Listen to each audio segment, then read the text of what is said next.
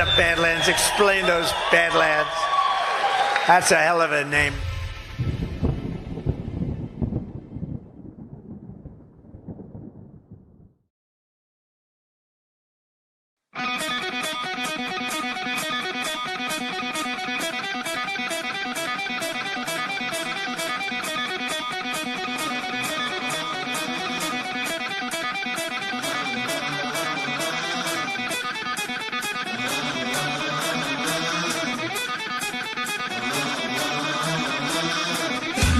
All right, good morning, Badlandia. Welcome to Badlands Daily. It really feels like the cat with the laser pointer. It's like you've led the cat up to the top of the building, and now you're leading it over the edge. President Trump is rebalancing trade around the world and making things more fair for the American people. I think that anytime the deep state can like over-capitalize on whatever situation they have, they're going to. But the rest of it is a very well-organized and well-funded color revolution operation of the type they run all over the world again and again and again to destabilize entire society.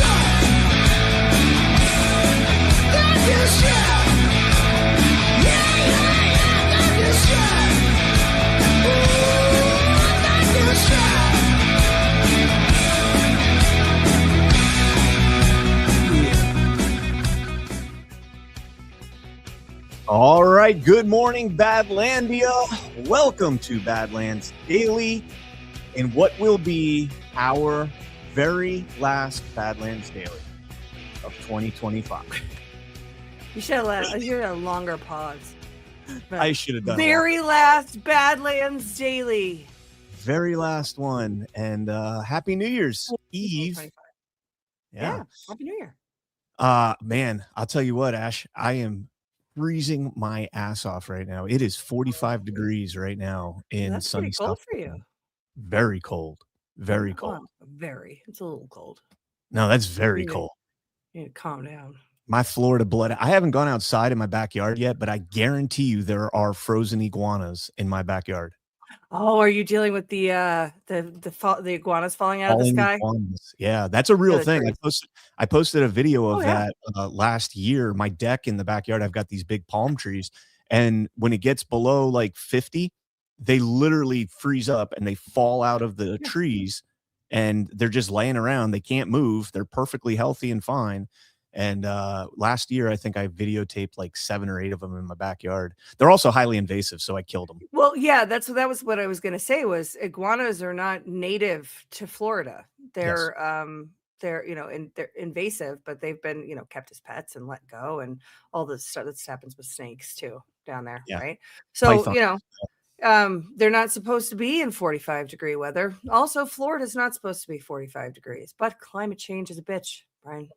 I know. I might actually get to play some golf this afternoon in the beautiful weather. But yes, I did. We did eat the iguanas, and we did also. My brother-in-law made leather out of them, made wallets and stuff like that out of their hides. The ones that fell out of your trees? Yep.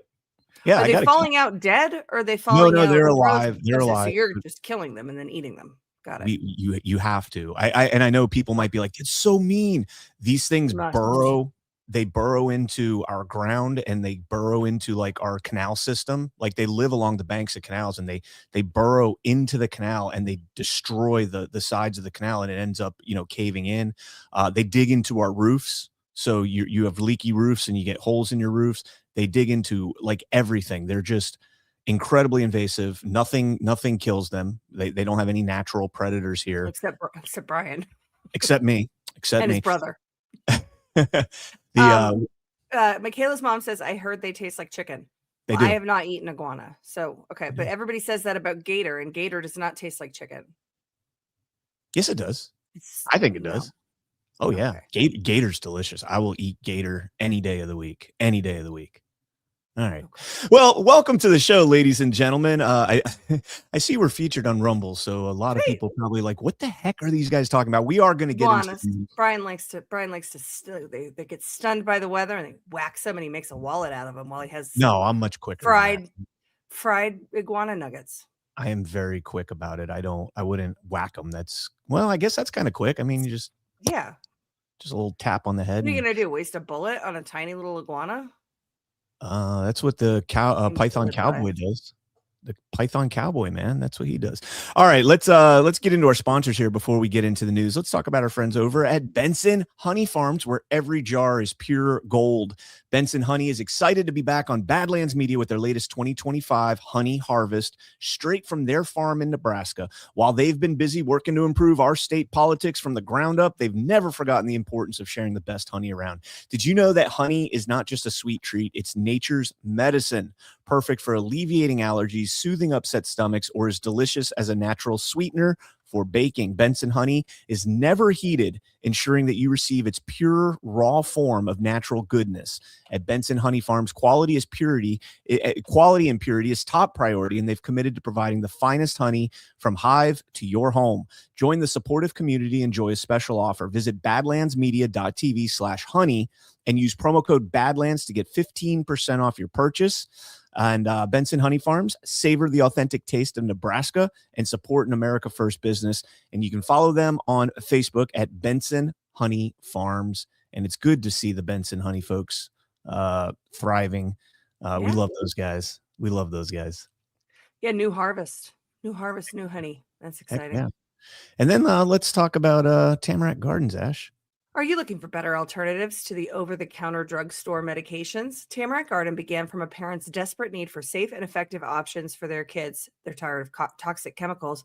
So taking matters into their own hands, they began crafting medicine from weeds, wildflowers, and herbs, the original time-tested healers that modern medicine can't match. Packed with antiviral herbs to boost immunity and fight illness, Tamarack Garden has, for a limited time, their elderberry and rose hip syrup kit available. Not only is it delicious, no more battles with kids, but it's easy to make and it'll keep you and your family healthy all fall and winter. Introducing Tamarack Garden's new baby line, clean, non-toxic, and gentle products for newborns and moms. They relieve cradle cap, diaper rash, stretch marks, and postpartum pain. Visit tamarackgarden.com today and use promo code Badlands for $10 off orders over $50. Remember to eat your weeds. tamarackgarden.com, promo code Badlands. I love that both of those sponsors this morning are American Farms. Producers from American Farms, and our third sponsor later in the show is also producer from American Farms, and that's how we win, guys. It's how we make America great again, is by supporting American producers, and that's intentional choice making by each and every one of us. So definitely head over to tamarackgarden.com, promo code Badlands, and badlandsmedia.tv/honey or Benson /honey. Honey. Yep. Deb Rhodes in the chat says, I used to have a pet iguana named Iggy. He was cool. He would sleep on my shoulder. I had a pet iguana too. And he was awesome. His name was Jake, and he was a badass. I love that little guy. But I had a pet iguana. Oh, sorry. Finish your story. I was just going to say, they're still incredibly invasive in South Florida. Yeah, I had a pet iguana, and then a Marine Corps veteran whacked him over the head with a mallet and made a hat out of him. And I've been here the whole time. All right, guys, if you have not done so yet, please smash that thumbs up on the show. We deeply appreciate it. Let's get into the news, and we're going to start, of course, with the hot topic of the day, and that is Somali fraud. I know. It's like, come on, guys. It's the week between Christmas and New Year's. The news cycle is incredibly slow, and this is what they want us talking about. So do we have a song yet? Because we had remember, they're eating the dogs, they're eating the cats. We had that. We need a Somali song. So you brought that up, and I think that's a good thing you brought that up. I'm gonna pull an audible here, because I saw this video this morning and I thought it was downright hilarious. And where did it go? Oh no, did I not share it? Warning, because I was reading that stupid opinion thing that you made me read. Oh man, I might not have shared it. All right, you know what? Oh wait, there it is. I found it. It's very easy to find. So we don't have that. They're eating the dogs, they're eating the cats, but we have, thanks to AI, we have this. Center, where learning is option. Never mind. Welcome to the Trap House.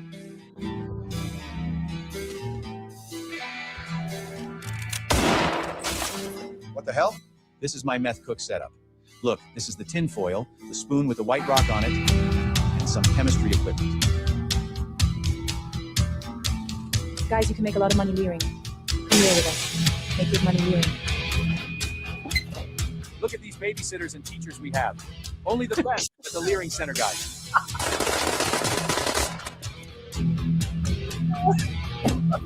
guys, this is how you do it in Minnesota. See this money? Sure. I did it, Dad. I know you did, son. All right, let's get this party started. Let's make a difference. Vote for Wall's parents. It's easy to layer when you layer with thin walls, guys. They mixed this whole, by the way. Yeah, we earned it.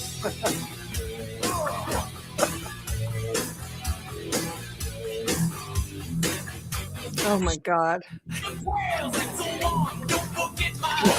Let's go, Shirley unit. We're moving fast. No time to lose. Okay, one for the gram. Here we go. Unit, all units, move out now.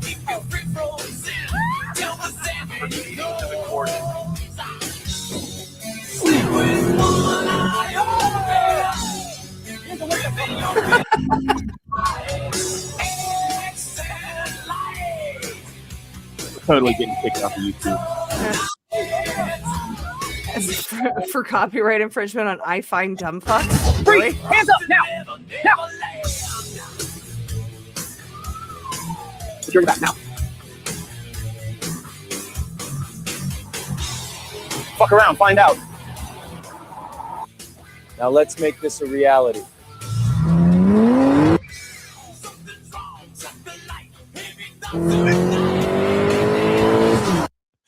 All right, there it is. Yeah, we're totally getting kicked off of YouTube. I dig it.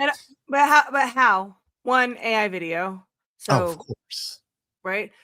Two, if we're getting kicked off YouTube for copyright infringement on at I Find Dumb Fucks, then then YouTube still has a significant amount of problems. The one thing that's so it's interesting, the kind of glorification in that video of Nick Shirley. And of course, I mean, he deserves a lot of credit. He's got a video, went and did the legwork, citizen journalist doing the shoe leather reporting, getting out there and doing the groundwork, 100 million views. And, it is what it is. What the thing I found fascinating about that video is the whole time leading law enforcement is a journalist. And that's a travesty. Well, it's also accurate.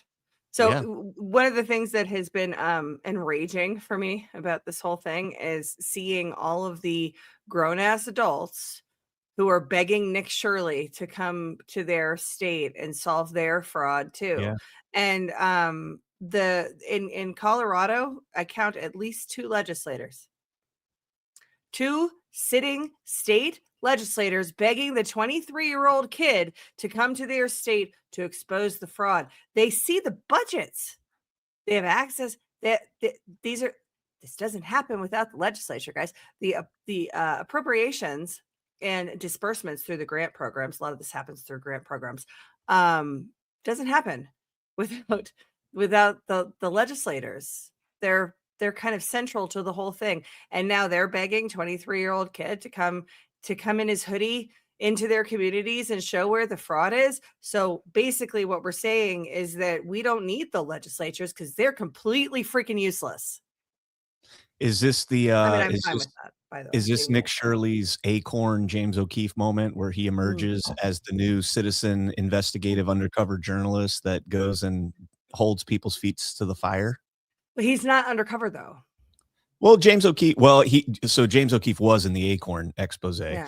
But like when O'Keefe was doing the migrant stuff, going to the hotels and everything where these migrants were being, holed up, he didn't wear disguises on that. He just went and was like, what's going on in here? Let me see what's going on in here. It's very similar. Okay. All right. So I don't know. I would say, I think if they're going to make him the new something, they're going to try to make him more of a new Charlie Kirk than a new James O'Keefe, but we'll see what happens. Oh, I mean, I hope he does his own thing. That's all I'm saying. He's done great work on this, and I hope he does his own thing. So John Kennedy was on the Senate floor talking about this, and I got 2 clips from this, and they kind of sort of contradict each other, but let's play these 2. All total, in these 3 fraud schemes, these crooks stole $1 billion of taxpayer money. Here's I started to say worst part, but let me amend it. Equally bad part. You say, well, hello, how could this happen?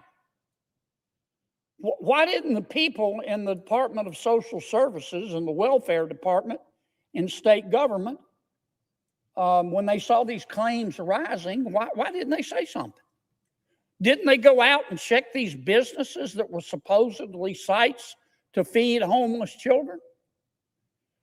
Didn't they go talk to some of the children and their parents to see if some of the children really were autistic?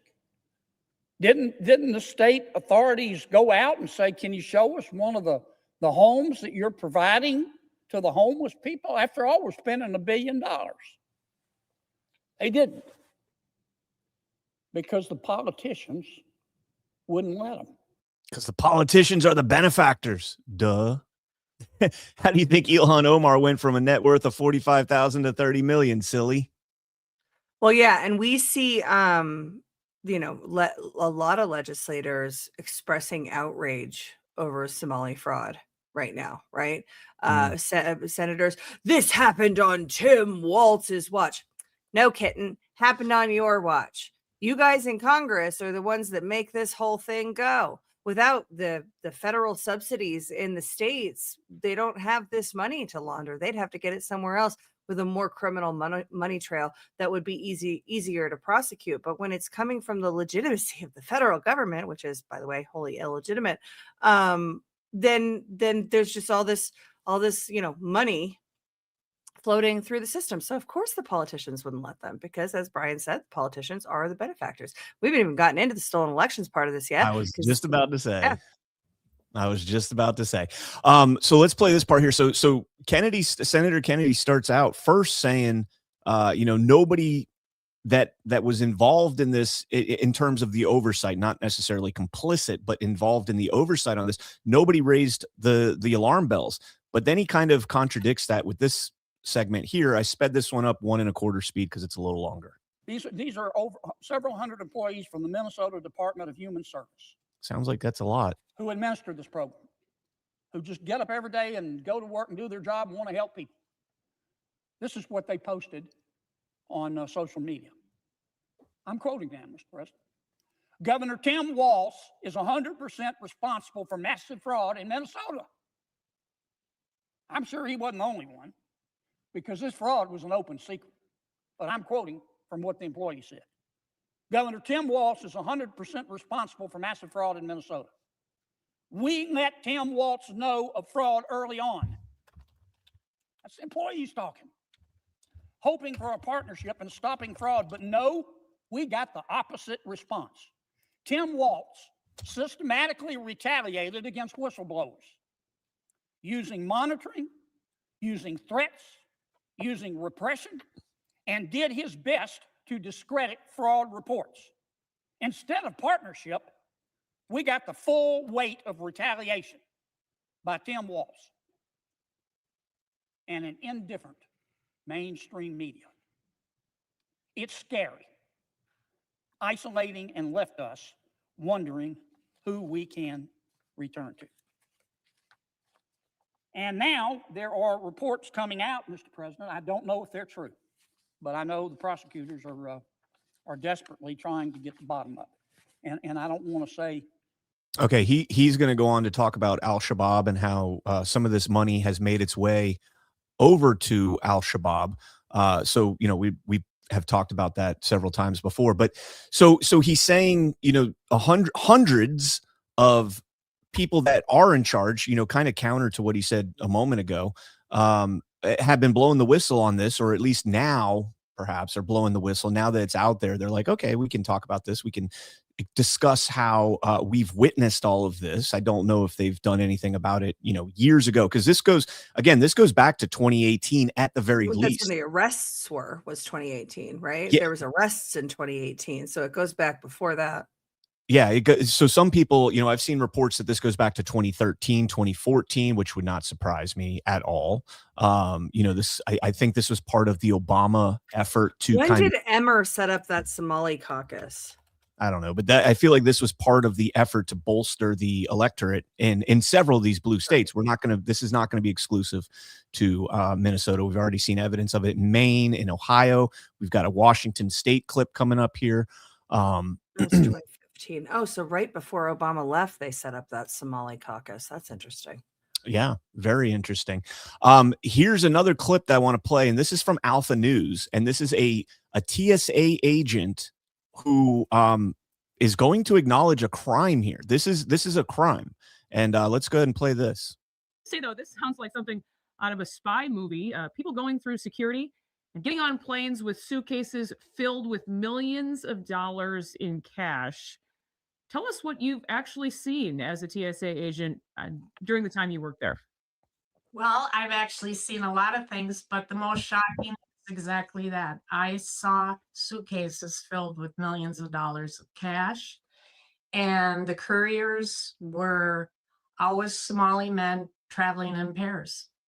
And they got through the checkpoint. And it just really absolutely blew my mind the first time you open a suitcase and you see millions of dollars of cash. And typically what would happen is a Leo or a law enforcement officer would come, check their credentials. I don't know what kind of questions they asked them, but their IDs were always documented, and probably their plane tickets as well. So there is a trail of that out there. And I would believe with all the cameras at the airport that if they started there, they could probably find each and every individual that brought money through the checkpoint.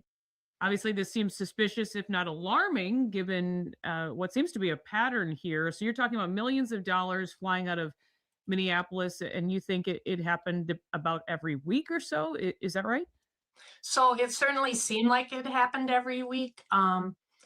The suitcases came in, and it was always, the MO was always two Somalian men traveling in pairs.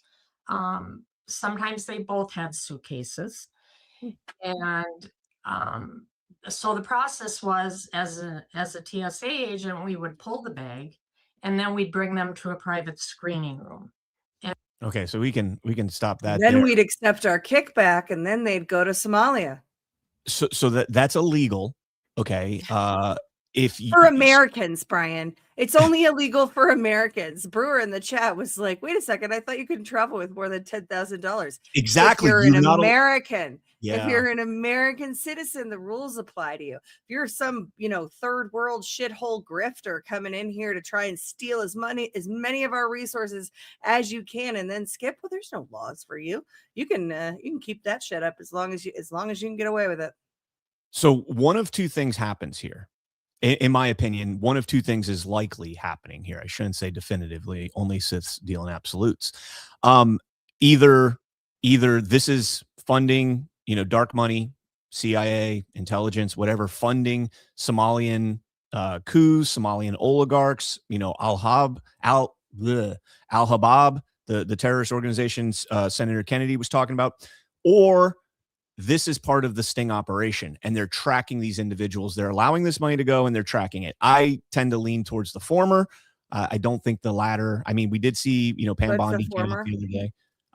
That it's intelligence funding, stay behind units, Gladio. You don't think that's what's happening? No, I think that's what it is. I don't think it's a sting operation, because it's been going on. Those stories are from years ago.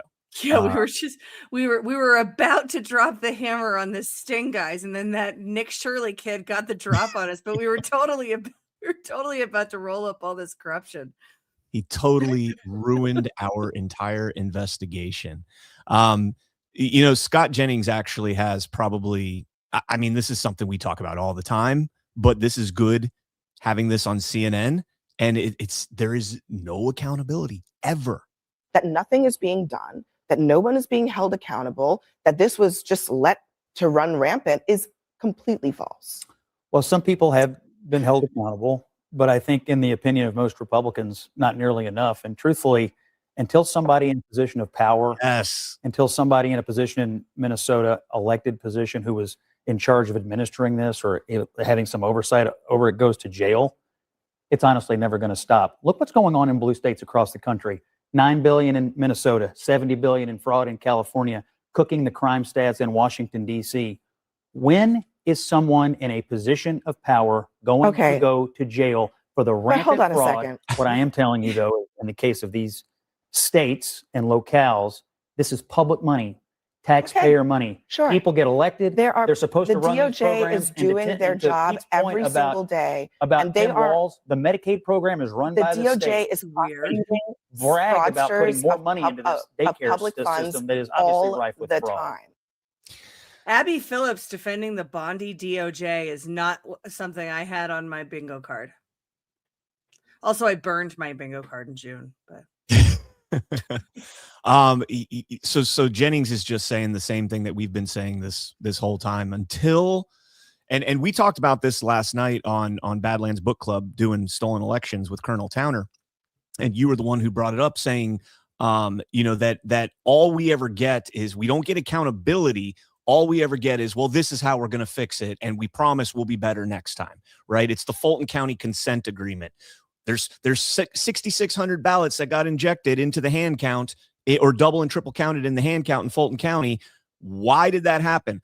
Well, we don't know, but we'll make sure it doesn't happen again. Wipe our hands clean of it. No accountability. Same thing happens everywhere. They'll go after the pawns, right? Those are the expendables. Those are the people that they can get rid of. The Somalians, they don't have a voice. These Somalians can't go in from prison and be like, hey, I was told to do this by so-and-so who was acting at the behest of this politician or that politician, right? It never gets to that level. It always gets the ground level, the foot soldiers, so to speak, and then it dies. And then what we get is exactly this next clip here. But before I get into that clip, I'll let you respond to that. Yeah, well, I want to say, so Wolf Barney in the chat wrote, Somalis are clannish, low trust, ethnocentric. Scams are part of their culture. Northern Europeans are the most high trust, lowest ethnocentric in the world. Minnesota is ripe for being scammed. This is not Wolf Barney being racist or pointing out, uncomfortable truths. This is something that everyone knows. If U.S. corporations are going into Somalia to do business for whatever reason, whatever industry, the State Department is giving them information about culture and training their people before they go in. This happens especially in sort of highly volatile areas of the world. You don't get to go unless you're getting those messages, those warning things, and good corporations are giving training about it. They're making sure that Americans aren't, they're American principals who are over there making whatever deals, doing whatever things, aren't going to get scammed by cultures where scams are inherently part of the society. Did you see the video, Brian? I can't remember the guy's name. Really good looking black guy that does a lot of great kind of conservative focused videos talking about, like people are hardware, but culture is software. Did you see that? No. Okay, I'll find it. Maybe we can play it if we have time, but go ahead and yeah. Okay. So here's again, what I was saying earlier is that, the accountability always stops at the tier 1, tier 2, the lower tiers, right? The lower tiers. There never is accountability. Because what you're talking about is Kevin Kleinsmith or Michael Sussman. That wasn't accountability for anything. That was scapegoating. Right. But that's what they brand as accountability. And they say, look, we did our job. We got the people that were doing this. No. These Somalians are not doing this. They did not orchestrate this on their own in a vacuum. I don't know if you saw this, Ash, but on Monday, me and Zach called one of the numbers that's listed as one of these Somalian groups, and it went to Governor Tim Walz's office. I didn't see you do it, but I heard about it. We did it on air because we saw a video of somebody else doing it. So we did it on air. I left him a voicemail. I've got to imagine that Tim Walz's office has gotten more voicemails from people like that. And they might not have said what I said. I'm looking to put my kids in daycare. They might have said, hey, what the hell is this? I'm calling to put look into this daycare company to put my kids in. And it's going to your office. What's going on here? You would think they'd be like, hey, why are you using our number for this? But here is the accountability that we deserve. Today, we have taken 3 direct actions against the blatant fraud that seems to be rampant in Minnesota. First, I have activated our Defend the Spend system for all ACF childcare payments across America. Starting today, we require a justification, receipt, or photo evidence before we make a payment. Second, I've just signed and sent a demand letter to Governor Walz. I required a full 360 review of these centers. This includes attendance records, licenses, complaints, investigations, and inspections. And third, we've launched a dedicated fraud reporting hotline and email address at childcare.gov. Whether you're a parent, a provider, a member of the public, we want to hear from you. Let me be crystal clear. ACF expects. All right, we can stop there. Wait. You're just now launching a fraud hotline. There hasn't been a fraud hotline this whole entire time for people to call. But where's the accountability there? Where's the avenue for people to report when they call Sweet Angel Child Care Center and see that it goes to Governor Walz? Where's the number for them to call and say, hey, this is fraud? Well, excellent point. Because remember when we were taught, see something, say something. Yeah. Right. And when it comes to terrorism, and, if only this is foreshadowing, if only the pipe bomber people had see something, say something, then, maybe we wouldn't have had the fake pipe bombs. But we're not supposed to do that when it comes to foreigners, because that's racist. And you can't, self-police in the United States of America, unless you're on the left. If you're leftist self-policing the actions of the right, like community policing the actions of the right, totally fine.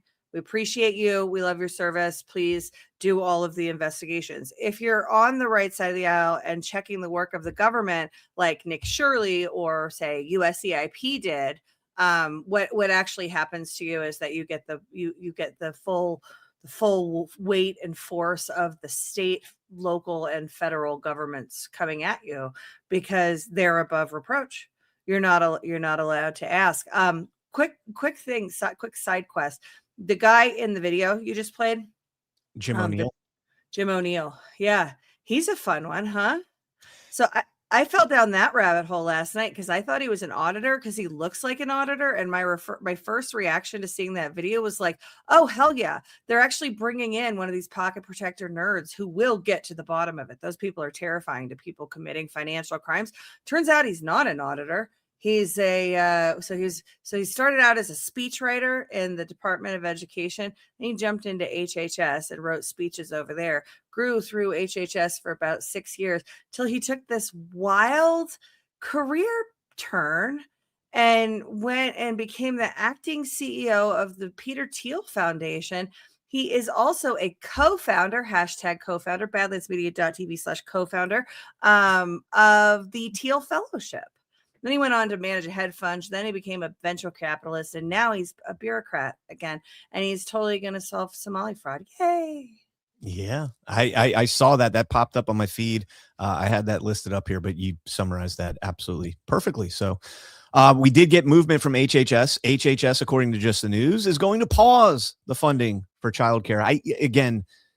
Well, let me just cover this real quick. It says they're suspending all child care payments for Minnesota over the allegations the state's allowed taxpayer dollars to go to fraudulent daycare centers statewide. The order requests Governor Tim Walz approve comprehensive audits on the allegedly fraudulent daycare centers. Minnesota has also been accused of allowing widespread schemes of other publicly funded programs such as SNAP.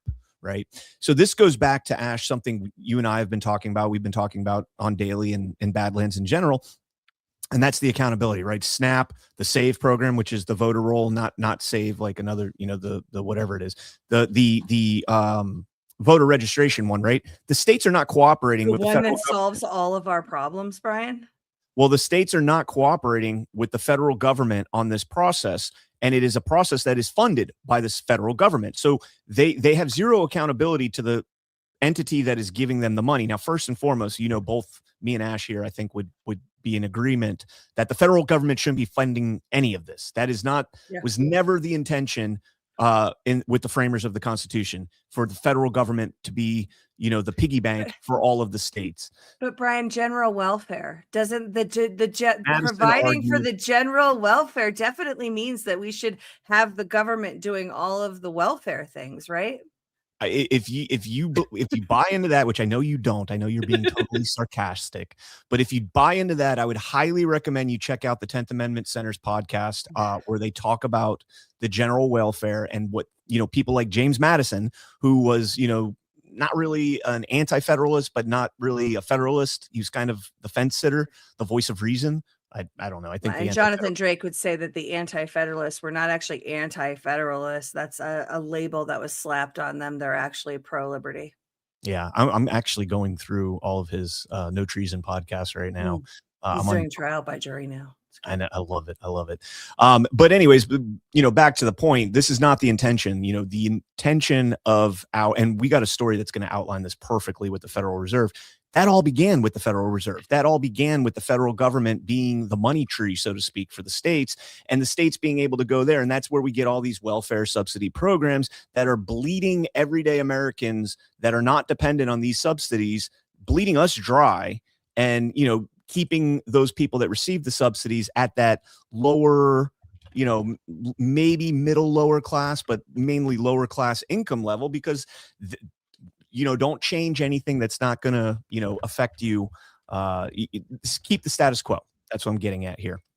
Yeah. But there needs to come a point here, and I'm hoping we get some movement with the SNAP case before the courts and the SAVE case before the courts, challenging the voter rolls. Harmeet Dillon, I think, is doing the voter rolls, and Secretary Rollins is doing the SNAP program.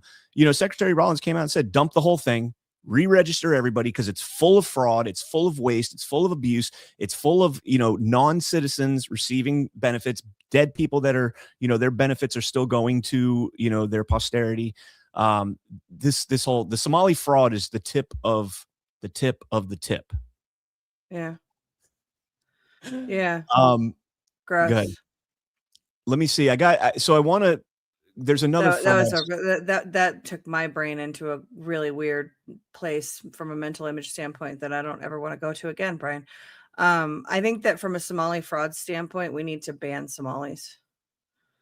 That's where I'm at with it, because this is not just onesie twosie Somalis committing fraud.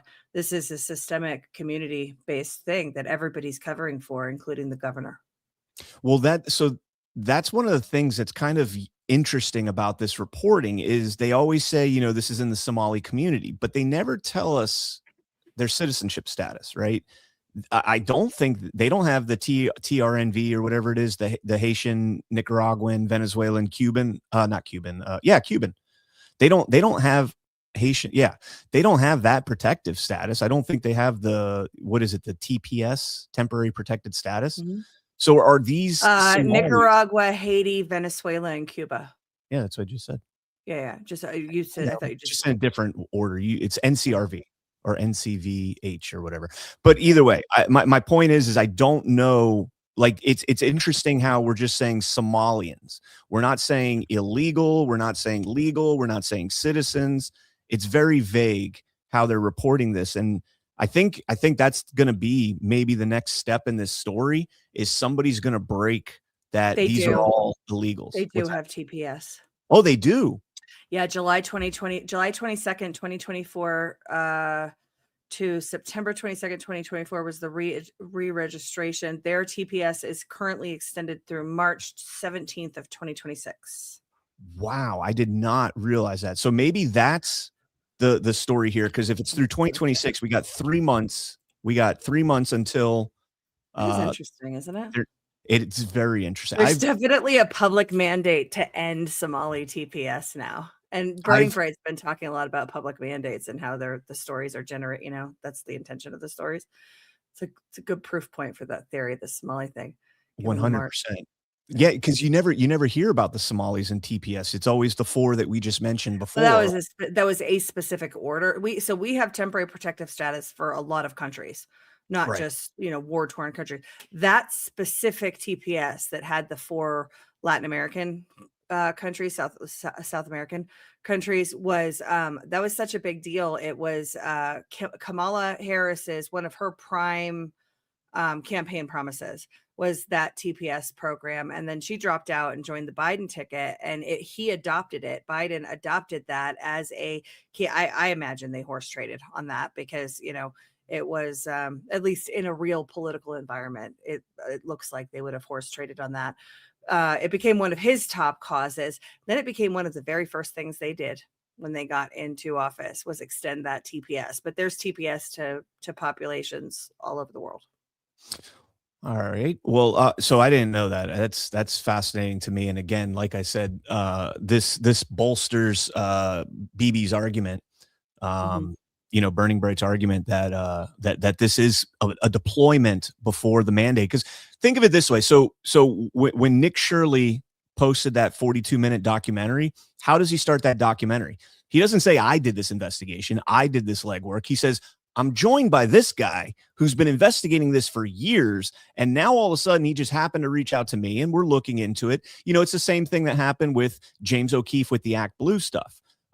James O'Keefe was reached out to by Peter Berniger and the team there and said, "Here's this stuff." A lot of people attribute the ActBlue thing to James O'Keefe, which he did great work on it. He did the groundwork. But it's the same exact thing as Nick Shirley right here. Somebody gets to Nick Shirley. Nick Shirley does the groundwork, proves that it's true, and now it's out there in the public. We haven't come full circle on the ActBlue thing yet, but we did get this little tidbit here.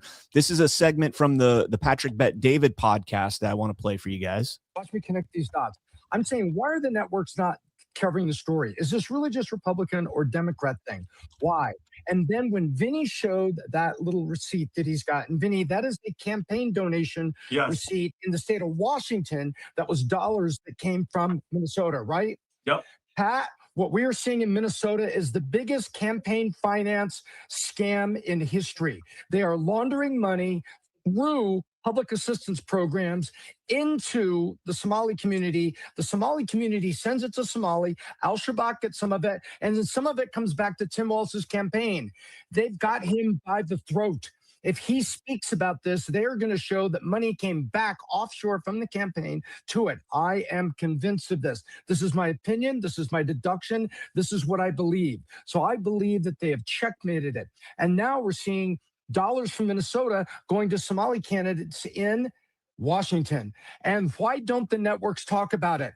Who collects all the campaign donations?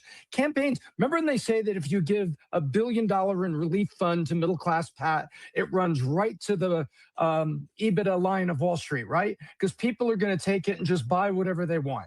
So, you put $1 trillion in the economy as Biden did, the money's going to end up on Wall Street and the profit lines of Amazon and every company of people buy things. Bingo. Well, guess what? All of the money that comes into campaign finance goes to the network TV. And the networks are being told, stay off this. Because I believe the networks are being told plain, pure, and simple, stay off this story. Because what it's going to do, I believe that all this public assistance money goes offshore, comes back to the campaigns. It's money laundering. All right, we can stop there. Are you as infuriated by that as I am? Well, so I think there's a few assertions in there that I have an issue with. The biggest one is so money coming from foreign sources to be laundered through campaigns is easier for the FEC to prove than domestic funds. So I have a little bit of a problem with that. But this idea that the Somalis have Tim Walz over a barrel and he can't talk about this because then they'll show that he's smurfing, that cat is out of the bag. The idea that any of these politicians are going to be able to explain away the massive campaign finance fraud that Peter Berniger is around the country filing campaign finance complaints about, there's a duty to investigate those. The law enforcement, the preservers of public trust have a duty to investigate real allegations of crime that are brought to them. So those things should be investigated. So this idea that there's some game of chicken happening, it's got to be checkmate.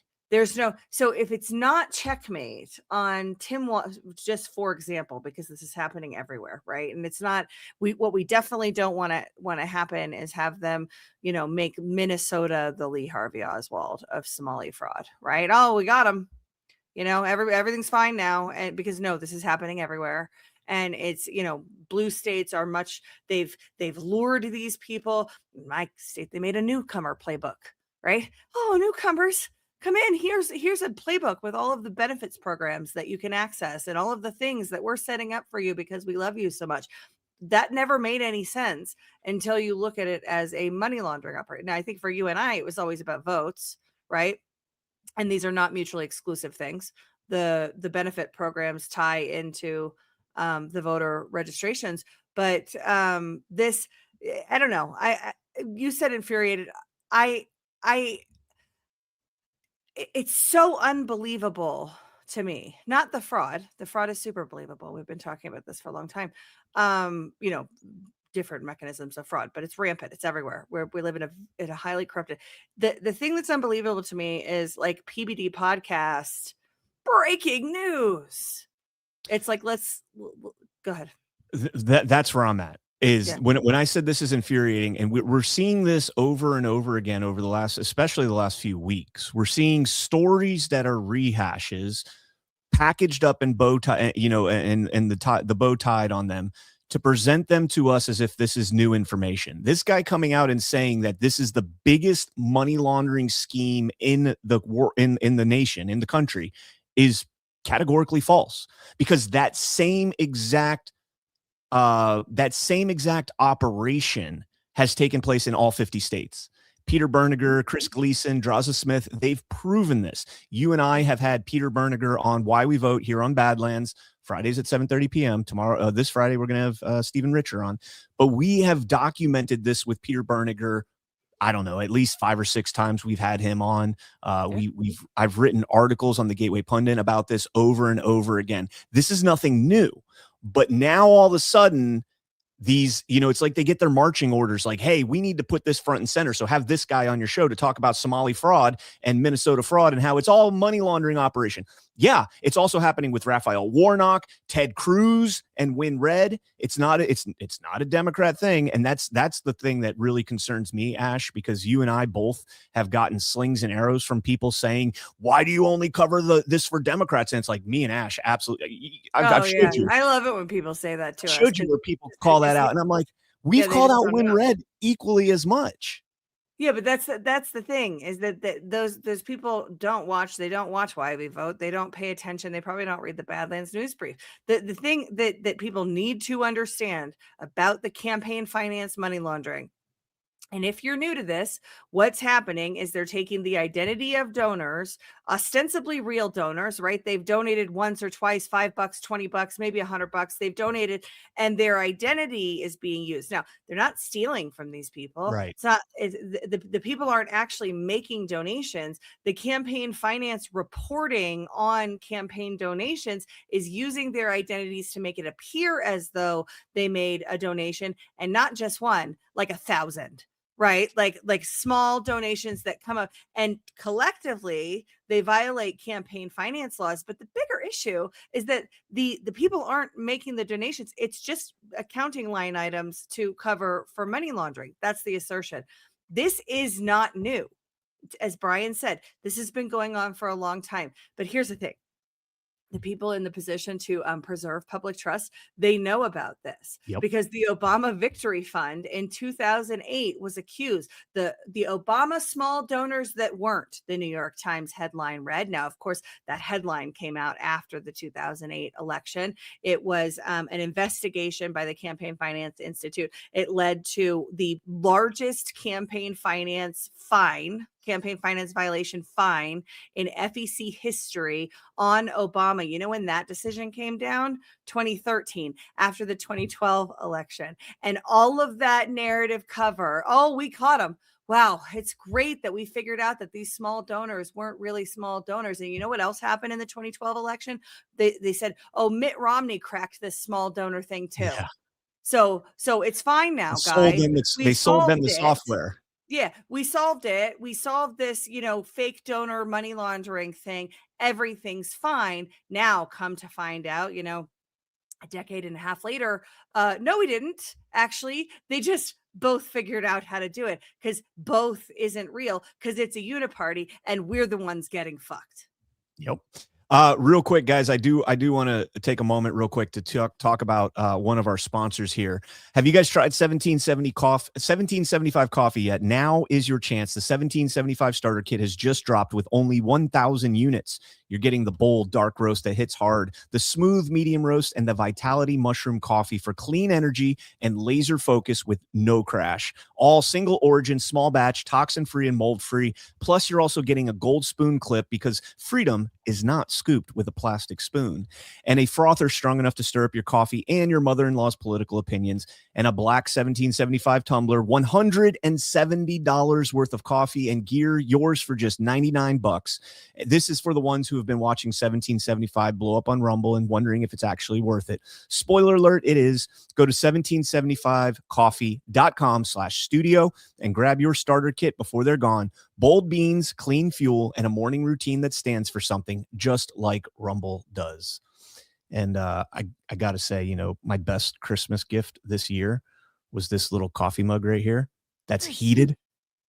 It's got like this little base, and I just keep it in there, and I've got hot coffee all throughout the day. Nice. All right, so back to I the have hot coffee all throughout the day too, but I have a Keurig, so I just make a fresh cup whenever I want hot coffee. Yeah, I do the grind. I grind the beans and then everything else. Christy's dancing in the doorway because she bought it for me. So, Hi, Christy. I love so you. she says hi.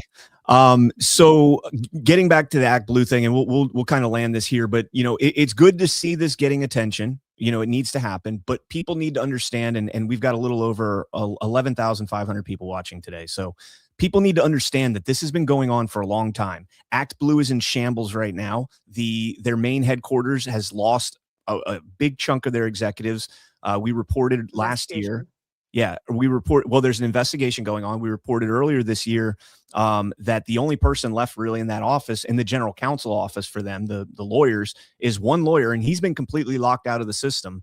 And, you know, we had Peter Berniger on, and I said, it kind of sounds like he's a whistleblower. But yeah, there is movement on this. Hopefully that becomes the big thing out of this, is the money laundering through campaigns. Because with Peter Berniger, he's explained and shown how taxpayer money going to these aid programs, right? The dance classes in Pakistan, the transgender whatever in Ethiopia, or all the Ukraine Pakistani gender programs, Brian. Pakistan. Okay, I'm being totally facetious when I say this. Like, those Pakistani gender confused kids are never going to chop their dicks off if we don't give them $15 billion of our COVID relief funds. I can't even believe that you would question that. What are you, a bigot? It all gets laundered back into the United States through gift cards. This is why Marco Rubio in 2022, when he was a senator, introduced the CVV Act, which was, and this is the most mind-blowing thing to me, if you ever wanted an example of how fucking useless our government is, this is the perfect example. Marco Rubio introduced the CVV Act. It is a 2-sentence bill. We can pass an NDAA that's 3,000 pages.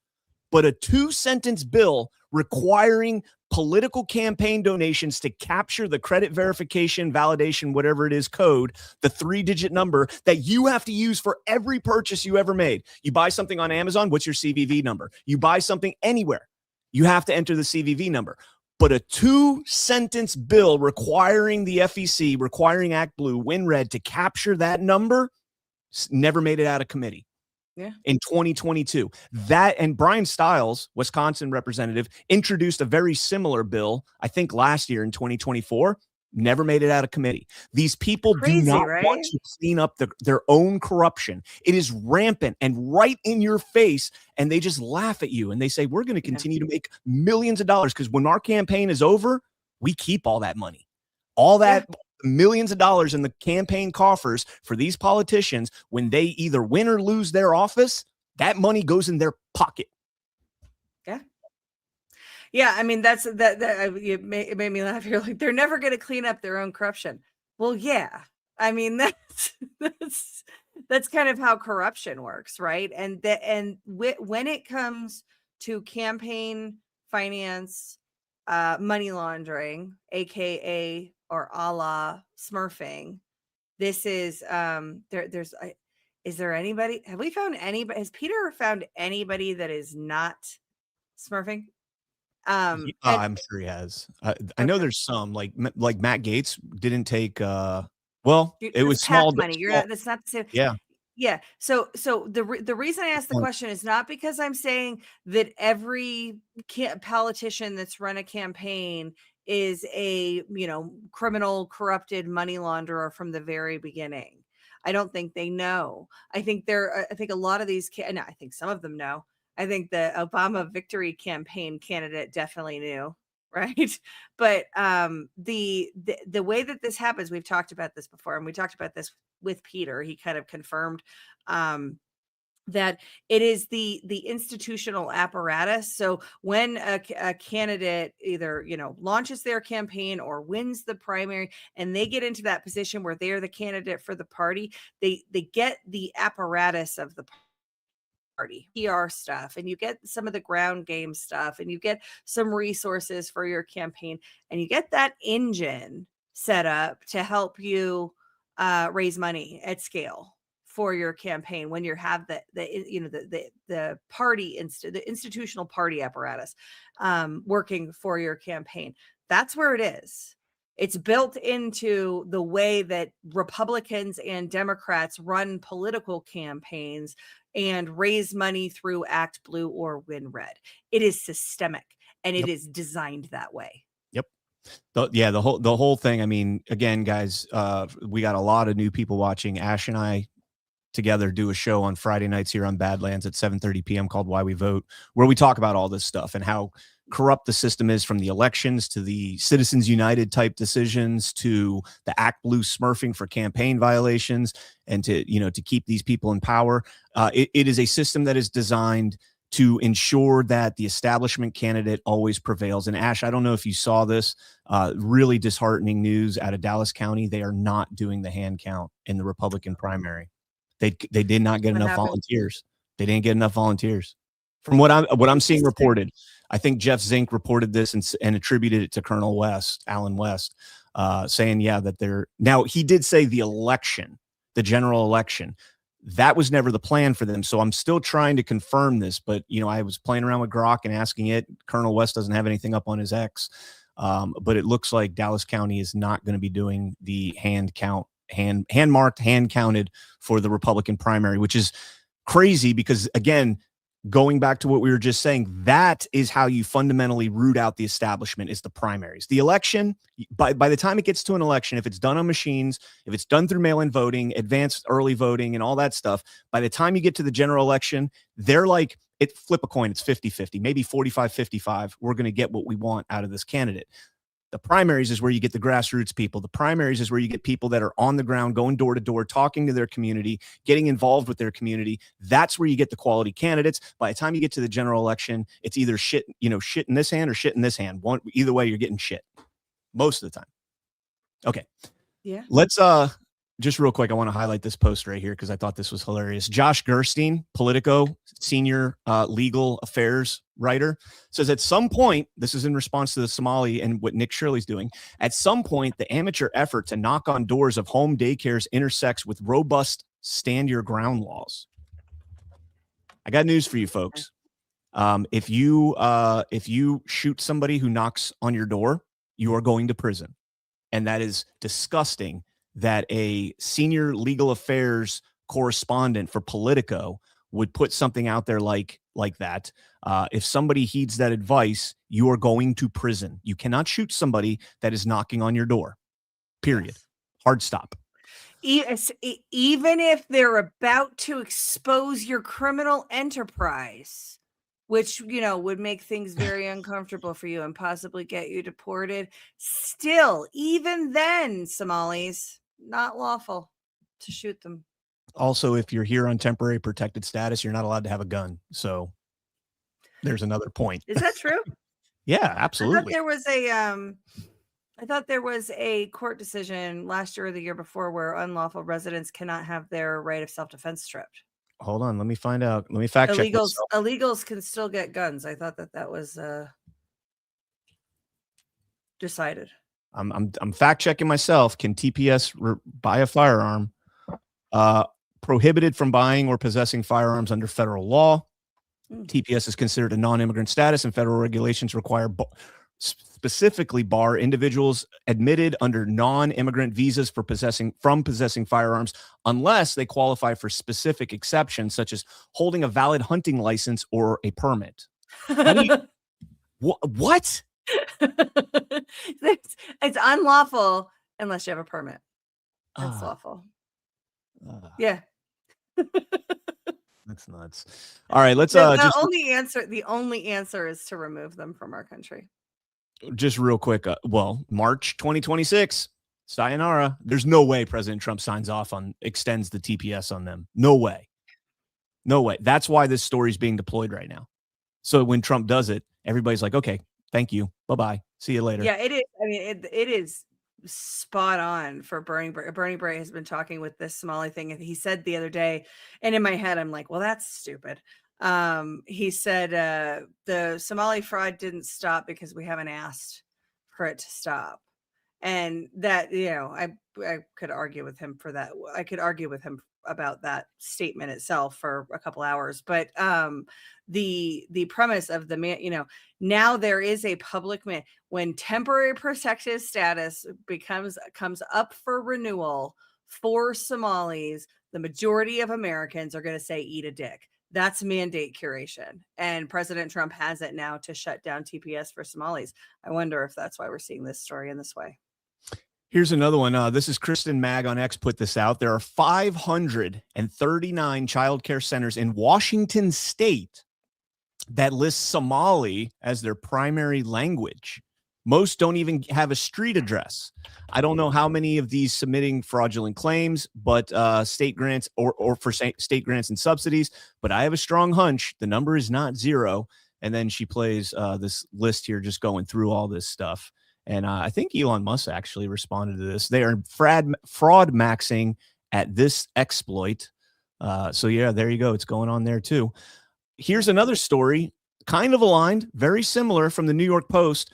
$5 billion in questionable rental assistance under Biden revealed, including thousands of deceased tenants and non-citizens, according to Housing and Urban Development report. How much HUD they were also voting too. I guarantee it. Well, again, they might not have been voting, but somebody was voting their name. They were voting. Yeah. Always want to be according to the record, they voted. Always want to be clear on that. A HUD report found more than $5 billion in taxpayer went to questionable rental assistance in the final year of the Biden administration, including 30,000 deceased tenants and thousands of potential non-citizens. A large concentration of these payments went to New York, California, and Washington, D.C. It's like the usual suspects, right? I'm waiting for Kevin Spacey to walk in with a limp here. With dead recipients getting at least some funds in all 50 states. HUD's Office of the Chief Financial Officer uncovered $5.8 billion out of nearly $50 billion. That's more than 10%. More than 10% fraud in total federal rental assistance to public housing authorities, contractors, landlords, and other non-federal entities in the fiscal year 2024. Around 11% of the taxpayer funds went to 200,000 possibly ineligible net tenants. And I hate qualifying it with possibly, but I get why they got to do it. But 200,000 possibly ineligible tenants, of whom 29,715 or 14% were dead. Dead. They don't exist. 9,472 were non-citizens, and 165,000 were receiving sums that exceeded the threshold for assistance in their geographic region, particularly in New Orleans and other large metro areas. I think it's crazy, Brian, that you think that just because you're dead, your voice doesn't matter. Well, we need a Citizens United like lawsuit to go to the Supreme Court. Do the dead still have First Amendment rights? And can Mark Elias argue on their behalf? Yeah. I bet you. I bet you he would. And he'd look like a fool just like he did 2 weeks ago in front of SCOTUS. Between October 2023. He is a fool, so. Yeah, I know. Between October 2023 and September 2024, $33 billion was spent on tenant-based rental assistance for more than 4 million households. Again, this is out of control, man. This is our taxpayers funding this. 4 million households. We can. And this isn't if you're just joining us, this isn't daycare fraud. This is a whole other This is a whole other fraud scheme. And there's more. There's rent. This is rental assistance. This is not daycare.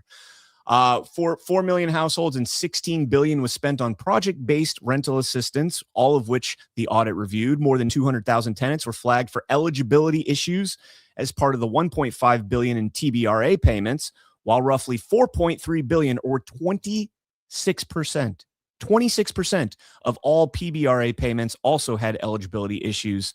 DHS and HUD identified thousands of non-citizens who were receiving Section 8 or 9 rental assistance despite not being eligible. This is the worst part right here. HUD, quote, did not, and this ties back into what I was playing earlier about the hotline, right? The U.S. attorney guy, Jim O'Neill, the Peter Thiel guy, bureaucrat. Co-founder of the Thiel Fellowship. This ties into that. HUD, quote, did not have a clear process in place for public housing authorities or performance-based contract administrators and grantees to report instances of known or suspected fraud to HUD or HUD's Office of the Inspector General. Sure, but suspecting minorities of fraud is racist, so we don't want to do it. So you know, the hotline, one of the things I forgot to mention, and I wanted to mention it with the hotline mentioned earlier, is the migrant child hotline. Remember talking about that maybe 5 or 6 months ago, where Trump comes in, realizes that there was this hotline that was set up by the federal government for these migrant children that are placed with sponsors to call if there's some sort of issue, like if they're having a crisis, whether, you know, they're being abused, whether they're being, you know, whatever, they have a number to reach out and get help.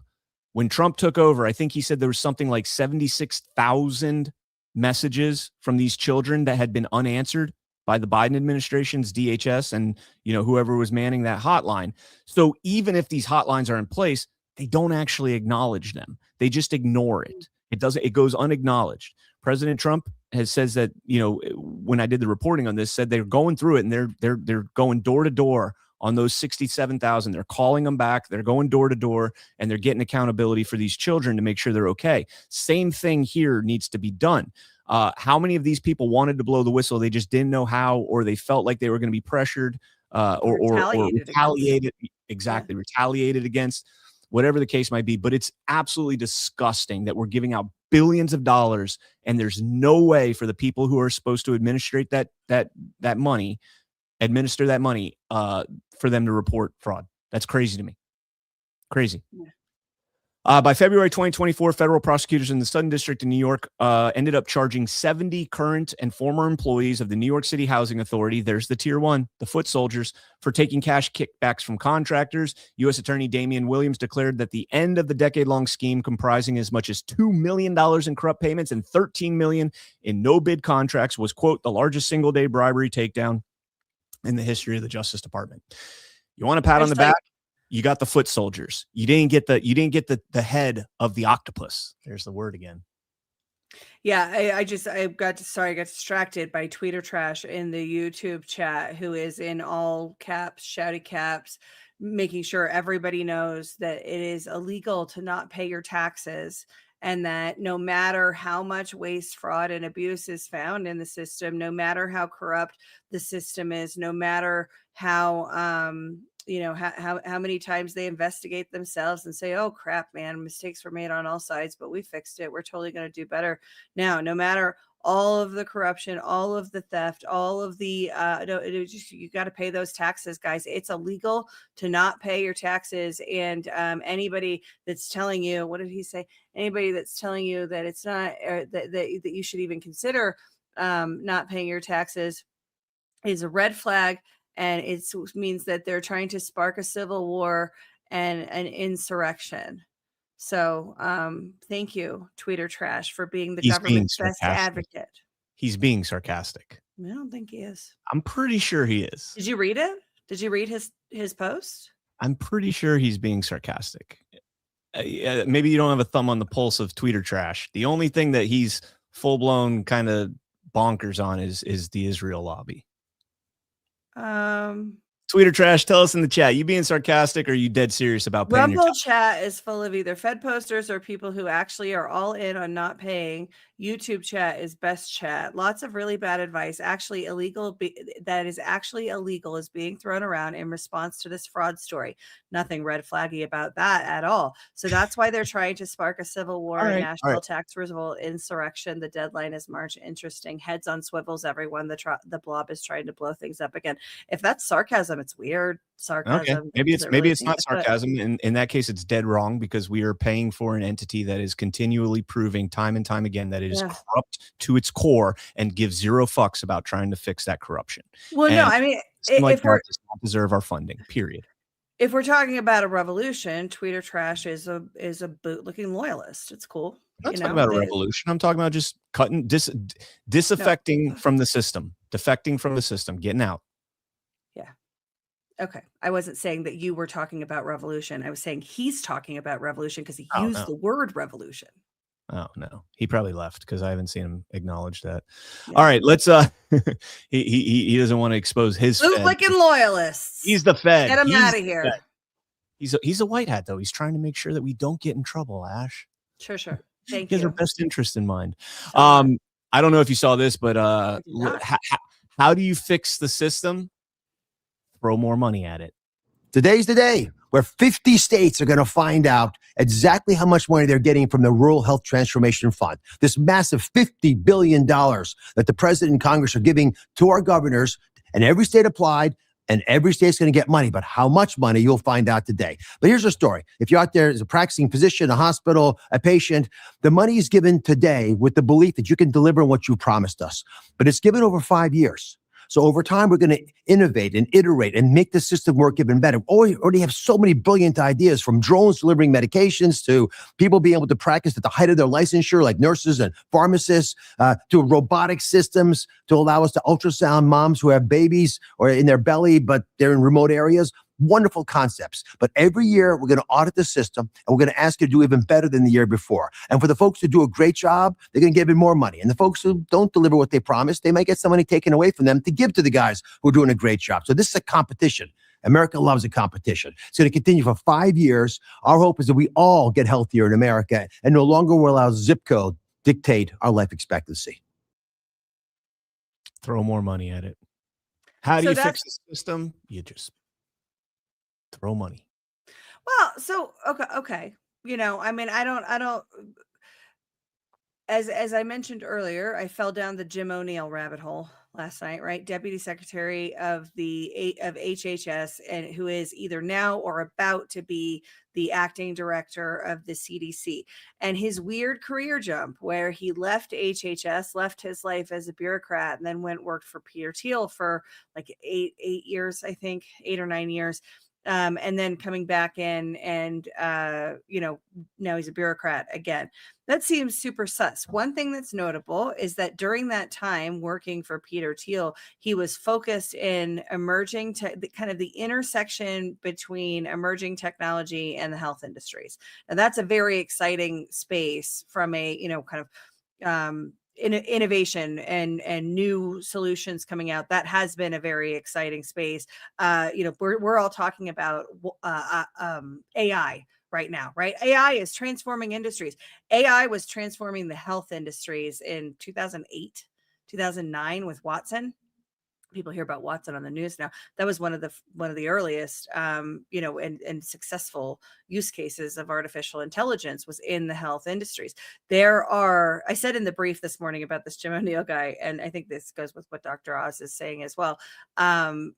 If there is a binary, the binary is they're either going to launch and release the med beds and give us, the revolutionary tech, or we're going to end up with chips in our children. But I think a big part of that journey is up to us. Why not both? I'm not saying that I'm Brian's pro chip, apparently. I'd take the med bed. I would take the med bed if it was real. That's the positive option. I know. You're acting like so I don't know if if you concession on your part. I don't know if you saw, there was a story about 2 months ago with your favorite head of state, Nayib Bukele, down in El Salvador. and he's introduced AI robotic surgeons, and they're more efficient and effective than human surgeons. They don't, you know, And human robotic surgeons. than humans. Because we have human robotic surgeons in the United States of America right now. We have the robots. The majority of cancer surgeries are done by a robot. Yes, and so, you know, in El Salvador, they're rolling that out as a way to significantly reduce the cost of healthcare. I think eventually we're going to get to that point here in the United States. Unfortunately, it'll probably be like the most favored nation status in reverse, where we pay exorbitantly more because other countries are going to be getting these robots for dirt cheap, and we're going to be paying $30 million for this robot, while, you know, every other country in the world is paying like 50 grand. And so, you know, our healthcare will still be through the roof here because it's a money laundering operation. And I can't wait to see President Trump turn the screws on the insurance companies here coming up. I think he said next month that he's bringing them to the White House to do that. But either way, there are things out there that can be done to make the cost of healthcare in this country less. The most favored nation is going to wildly bring down healthcare costs if they actually implement it, if it goes through all the way and TrumpRx.gov and everything else. But I just throwing more money at this, like until we get to the root cause of the exorbitant cost, which is mainly fraud. I think of all the things that we've talked about, I think Medicare and Medicaid is going to have the most fraud out of everything, maybe except for the ActBlue WinRed laundering. But I think Medicaid, Medicare is going to be the most fraud, and we haven't gotten there yet. Yeah, I mean, I think that there are the reasons for the cost of healthcare for Americans are many. The reasons are many. There's a lot of them. Some of it's fraud, waste, fraud, and abuse. I'm not it's not insane. I'm not saying that it's insignificant or dismissing it. What I'm saying is that the system itself is built in such a way that there's a whole bunch of stuff packed into Americans' healthcare costs that has nothing to do with healthcare. So if you think about like buying gas in California, there's the actual cost of the fuel, and then they've stacked all these taxes and things on top of it so that your gallon of gas, instead of being $2, is $7 or $8. Right? The same is true for everyone in the nation when it comes to healthcare, because we're paying for the research and development. We're paying for the, you know, emerging economies and third world to have access. We're paying for everybody's fever dream and all of these things, and all of that cost, all that extra cost is where it can be packed into the Americans' healthcare system. But you can't charge them, you know, the equivalent of the $8 gallon directly. You need some sort of pass through. Oh, thank God we have the insurance industry. We have the payer situation. And in the, you know, end of the first decade of this century, we had what was referred to as payer provider convergence. They used to be separate industries. There was overlaps, there was intersections, right? But they were separate industries, separate you know, institutions, the payers of healthcare and the providers of healthcare. But over the past 15 years, they've converged, which is how you have, you know, Tim Walz just hired the payer side of United Healthcare to do an audit of, you know, of the fraud in his state. It is it's built. It's the same thing with elections, Brian. It is centralized on purpose, because centralization creates complexity. Complexity breeds and hides corruption. The insurance scam is huge. That's how you that's how you do this. I want the emerging tech stuff.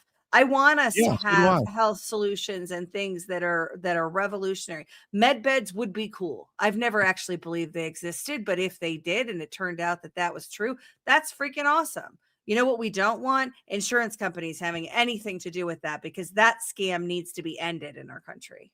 Amen. That is one tech that I would be all in on, med beds. If it's true.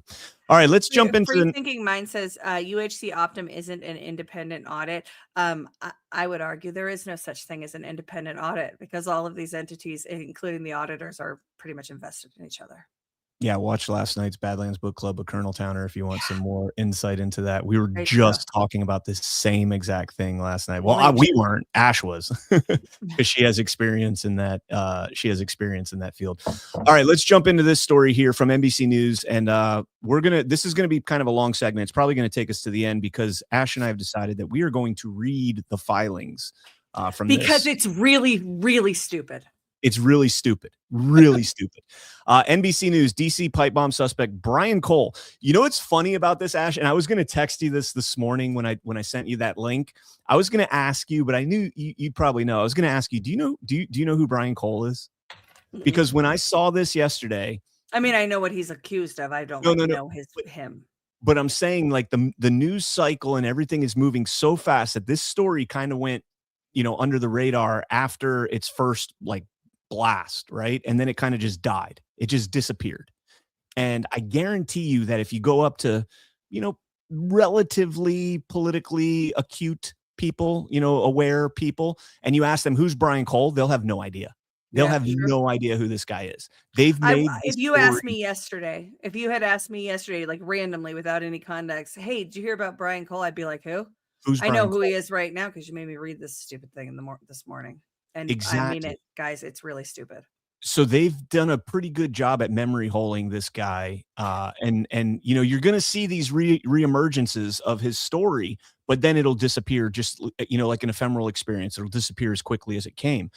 So DC pipe bomb suspect Brian Cole diagnosed with autism, attorneys say in motion for release. Now, this is going to get into a little bit of the retardation of the filing, but I want to do this kind of to set up the filing. Brian Cole has been in custody since he was arrested on December 4th when he was charged with transporting an explosive device and attempted malicious destruction.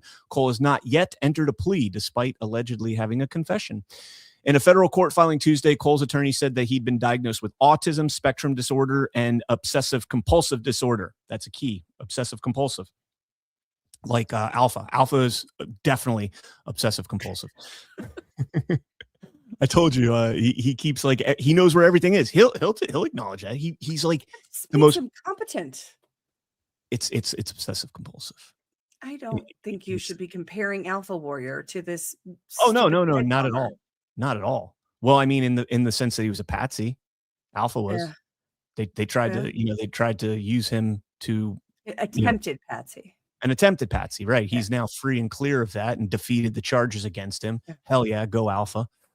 In a federal court filing Tuesday, Cole's attorney. Oh, I read that. Several character reference letters from people who say they've known Cole for years were included in the filing. Quote, while I understand the seriousness of the charges, they seem totally out of character from the Brian Cole that I've observed for many years, says a person who's known him for 22 years.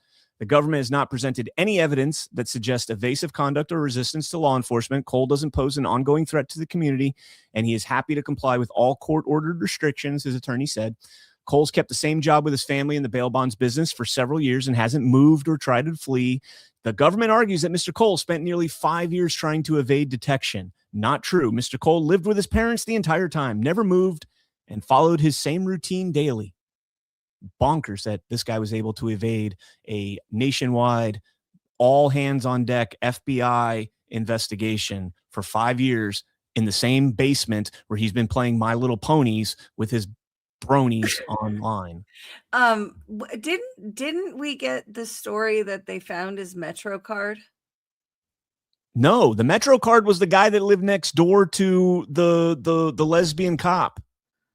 Oh, okay. Well, So I don't think she's a lesbian. Scratch that. She's a soccer sexually player. ambiguous cop.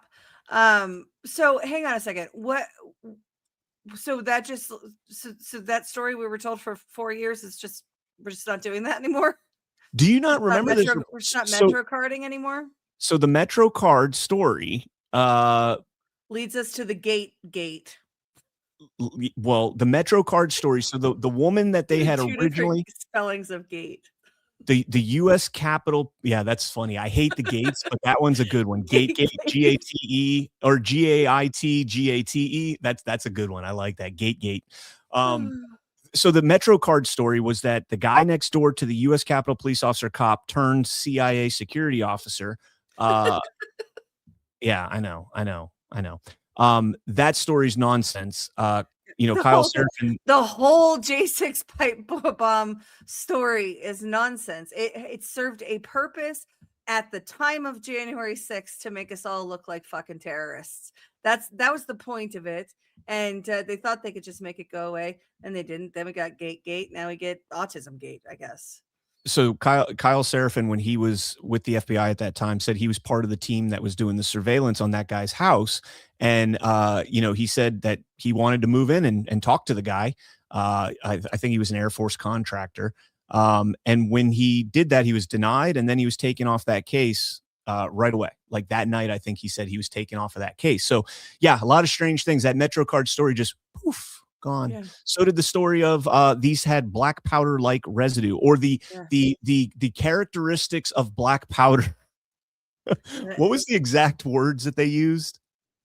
I can't remember. The components to make black powder. That's what it was. The components. There was traces of components used to make black powder. Yeah, man. I mean, here's the thing. They could have let this just be memory hold. Right. This whole J6 pipe bomber thing. And, every so often a few people on the internet would stick their heads up and scream about it, but largely it would go away. But they didn't do that.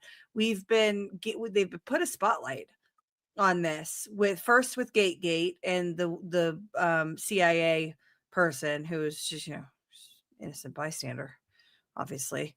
Now it's this guy, and nobody believes. Does anybody believe this? I mean, I'm sure Con Inc. is out there dutifully carrying the story because they're retards, but does anybody actually believe this? No. It says federal prosecutors urged to keep Cole in detention after Cole felt, quote unquote, extreme acts of violence were justified because of his dislike of both political parties. The motion said that the man told FBI agents that, quote, something just snapped, end quote, after he watched, quote, everything getting worse. And I love the way that they use the quotes like this. We talked about this last week, I think, you and me, Ash, how they chop these quotes up in the Politico article about CISA. They just chop these quotes up and just make utter nonsense of them, which is why we're going to read the whole confession part of the filing. Prosecutors confirmed. Yeah, right. Prosecutors confirmed in the filing Sunday that Cole told agents he thought he looked like, quote unquote, something was wrong with the election, quote unquote, something was wrong. And then with the election is their words, not, and that Trump supporters who believed the election were being, quote unquote, tampered with who believed the election was being, quote unquote, tampered with shouldn't be called, quote unquote, conspiracy theorists, quote unquote, bad people, quote unquote, Nazis, quote unquote, fascists. Now, I said quote unquote each time there because it's very important. That means those words were not strung together. So it's not like Cole said they shouldn't be called conspiracy theorists, bad people, Nazis, or fascists. No, all four of those phrases came up at most likely different points in that discussion that they had. According to the government's filing, Cole didn't test the devices before he planted them, and they failed to go off as planned. This is straight out of what I was saying when we first reported on this. One of the things I said is this guy was making all these bombs, and there were never any calls for somebody detonating bombs in the neighborhood or out in the woods or somewhere like that. And it's like they listened, because the next line is the same thing. Quote, ultimately, it was luck, not lack of effort, that the defendant failed to detonate one or both of his devices and that no one was killed or maimed due to his actions, the government filing said. Indeed, the defendant admitted that he set both devices to detonate 60 minutes after he placed them. Another part that ties into exactly what we've been saying this whole time.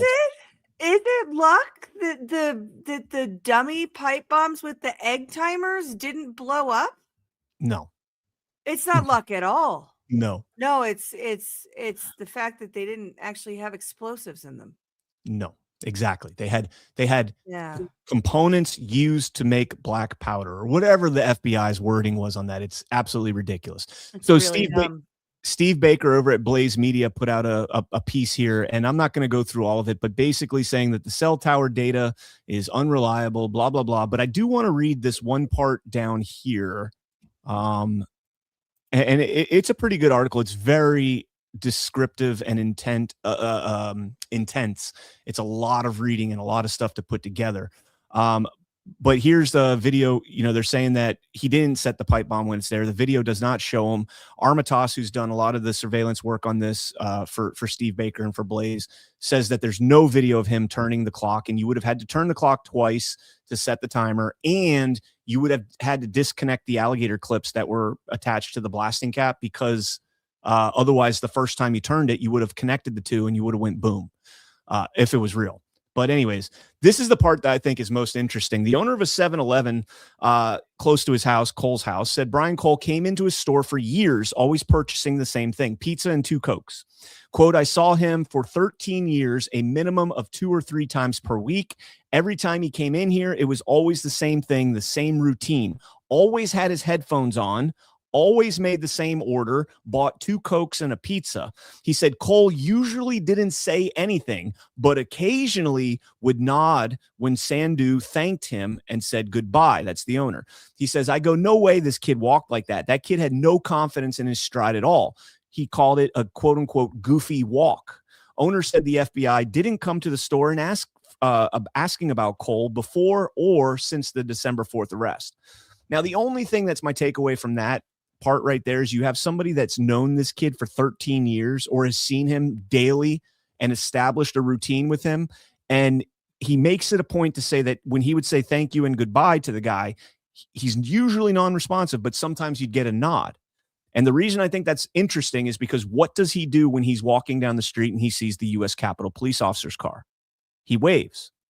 So you have an autistic OCD guy that's got a set routine, like he's a routine guy. And you'll know this, like with a lot of autistic people, they have to have a routine, right? Everything has to be the same way every single time.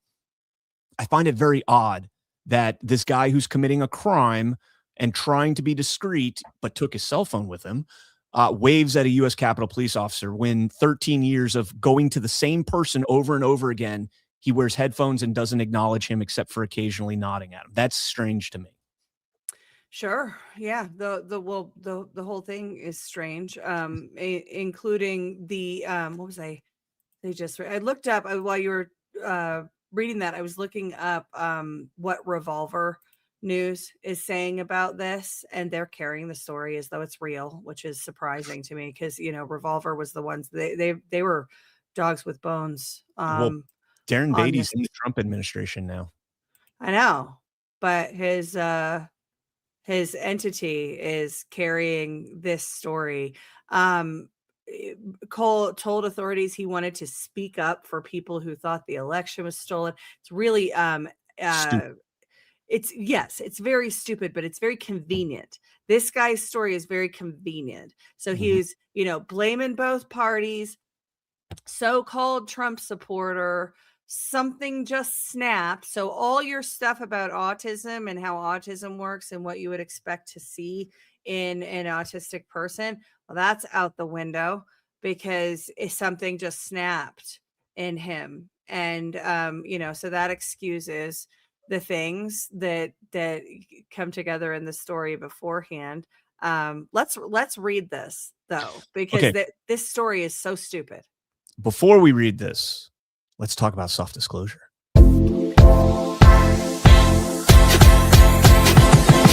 Deodorant should do more than cover you up. It should protect you all day long. Dude, the deodorant stick is legit. I like the mint one.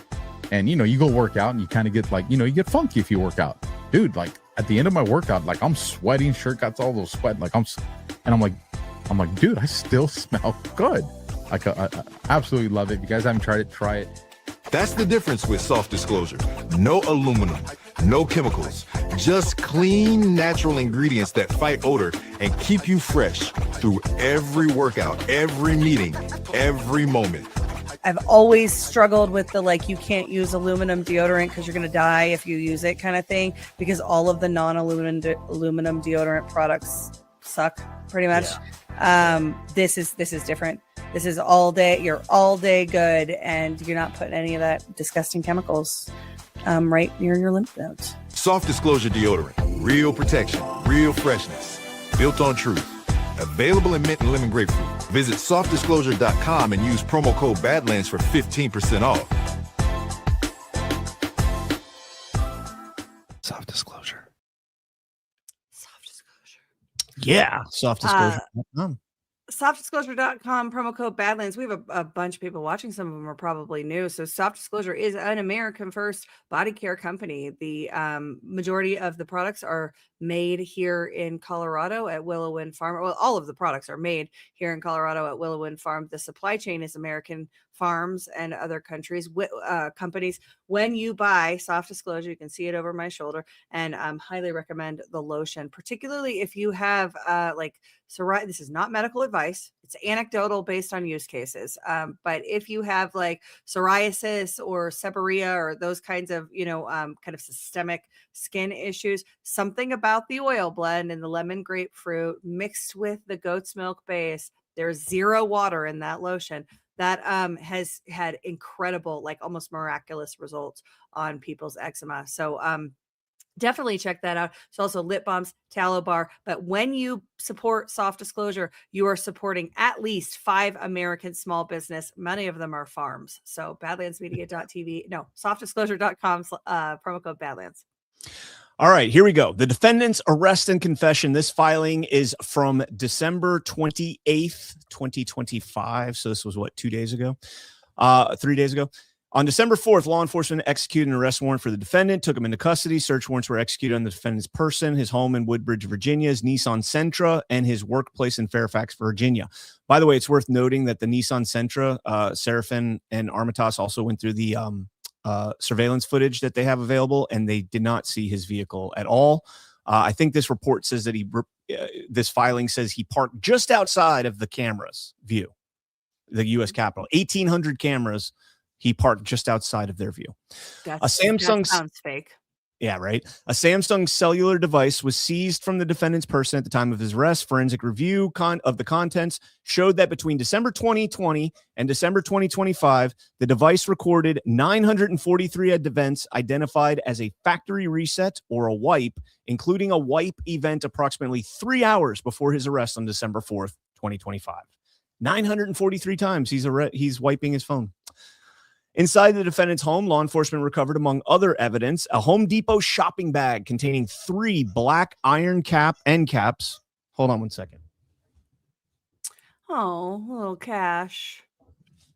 No, that's actually Johnny, the old one, and Christie's out there just ignoring this. All right, so how dare you blame Christy? Don't you dare. I'm 100%. Anything. This is what She's happens when there's days blameless off and people are at home. Inside the defendant's home, law enforcement recovered, among other evidence, a Home Depot shopping bag containing 3 black iron end caps, 1 galvanized end cap, 2 1-inch by 8-inch pipe nipples, and a Home Depot receipt dated November 16th, 2020 for 2, by the way, thank God he saved those receipts, for 2 1-inch by 8-inch pipe nipples, 3 black iron end caps, and gloves located inside a closet accessible only through the defendant's bathroom, a Lowe's shopping bag containing 2 galvanized end caps located inside the same closet, and 3 14-gauge red wire and wire strippers located inside the garage.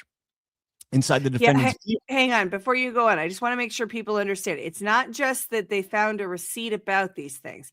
They found the things. They found the end caps. They found these bomb-making materials. This is important for where the story goes. So I'm just reinforcing it. I want everybody to understand. They found a lot of bomb-making stuff, as well as a receipt. Smoking the magic suitcase of J6 pipe bombers, found the receipt. All right, carry on. Well, that was one of the points we raised when the story first broke, is how the hell do they know the exact date and time and the exact itemized list? Because if you get the credit card statements, the credit card statements aren't going to give you an itemized list of what they bought. It's only going to tell you how much they spent on that particular day. And I questioned that immediately and said, how do we know what he bought? Well, he left the receipt for you. Thank God. Yeah, but we didn't know that. We didn't know this detail until December 4th, 2025. Right. So this, like the Metro card story, when you take we should be taking all of the J6 pipe bomb narratives that we've been given and look at them in, a progression, as well as do these details support or dispute each other and those kinds of, to figure out what's actually going on. But it's hard with this particular story because it's so fucking stupid. Right. By the way, and before we get into the receipts and all that, I do want to point out the footnote here. The first factory reset event took place on December 15th, 2020. The next such event occurred on January 7th. Oh, wait, no, it didn't. It occurred on July 15th, 2022. Yeah. So this guy factory resets his phone in December 15th, 2020. Okay, that's the first time. Then he does it again 2 years later on July 15th, 2022. Yeah. And then he does it 941 more times between then, July 15th, 2022, and now.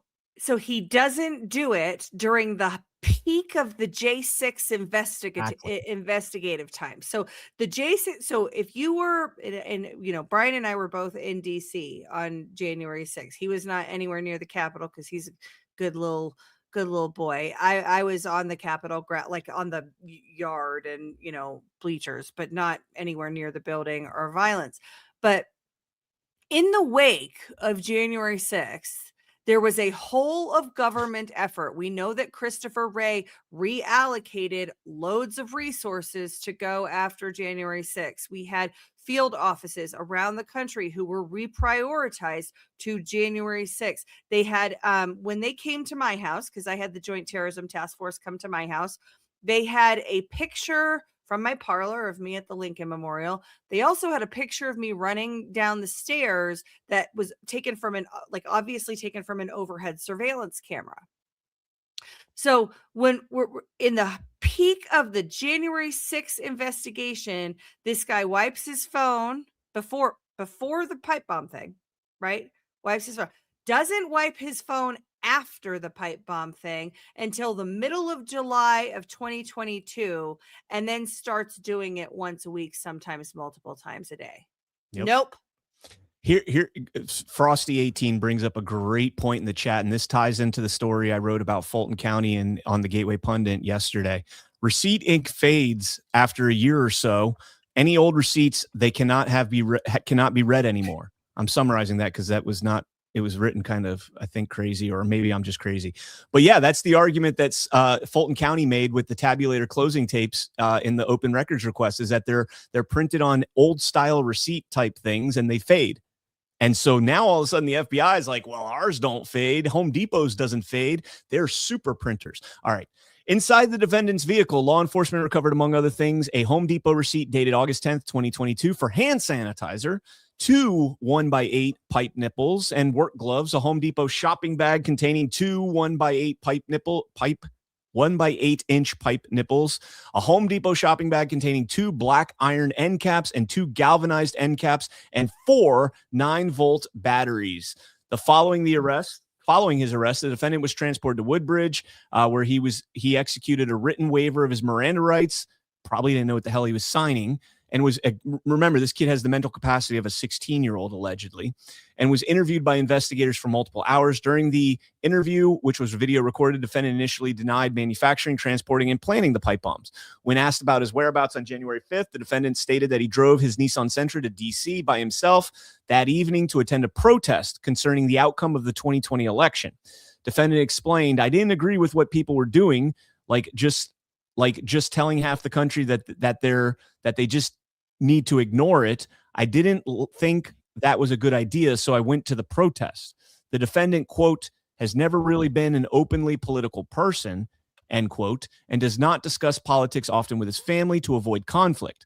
According to the defendant, quote, "no one knows," end quote, his political views, including his family. The defendant stated that he does not align politically with his family members and did not tell them that he was, quote, going to a protest in support of President Trump, end quote. Later in the interview, by the way, that's just absolute trash right there. That is. Yeah, I just keep going. I'll bitch about the thing I'm going to say when we get to that point. Later in the interview, the defendant explained that after the 2020 election, quote, when it first seemed like something was wrong, end quote, and, quote, stuff started happening, end quote, he began following the issue closely on YouTube and Reddit and felt, quote unquote, bewildered.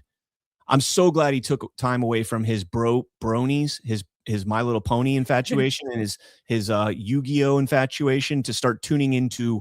Does he actually have a My Little Pony infatuation? Yes. I missed that. Yeah, like he's called a brony. And that's like these men, like, yeah, this is well documented. Okay, so this guy did something in July of 2022, and at that point they were like, "Listen, buddy, you're our new pipe bomber." Yeah, yeah. Or maybe he was involved in something worse. That's what I mean. Yeah. That's what. Oh, okay. I see what you're saying. I see what you're Yeah. saying. Yeah, could be. So he watched closely on YouTube and Reddit and felt, quote unquote, bewildered. In the defendant's view, if people, quote, feel that, something as important as voting in the federal election is being tampered with, is being relegated null and void, then like someone needs to speak up, right? Someone up top, just to at the very least calm things down, end quote. The defendant felt that the quote, the people up top, including, quote, people on both sides, public figures, should not, quote, ignore people's grievances, end quote. This is not something he would. This is gay. Or call them, quote unquote, And not in a conspiracy homosexual theorists, way, in a really stupid way. bad people, Nazis, or fascists. Instead, quote, if people feel that their votes are like just being thrown away, then at the very least, someone should address it, end quote. As the interview continued, the defendant maintained that he did not plant the pipe bombs. However, when the defendant was shown a picture of Nike Air Max Speed turf shoe, he admitted that he, quote, used to have a pair, end quote, and stated that he, quote unquote, threw them away because, quote, they were old and they were coming apart. After approximately 2 hours, during which the defendant maintained that he had not placed the bombs, one of the interviewing agents asked the defendant if he wanted to end the interview. The defendant responded that, quote, everything is just blank, end quote, and, quote, a little too much to process, end quote. They should have ended it right there. Like once he says that like, this is too much for me, everything's blank, they should have been like, okay, we're going to put you back in your cell, give you some time and come back. But the interviewing agents then suggested the defendant look at the video footage from the night of January 5th, when the defendant was shown a still image of himself on surveillance video close in time to the planting of the bombs. He stated that he did not recognize the person and had not previously seen the video. The interviewing agents reminded the defendant that lying to them was an additional criminal offense and asked the defendant again whether he was the individual in the surveillance video.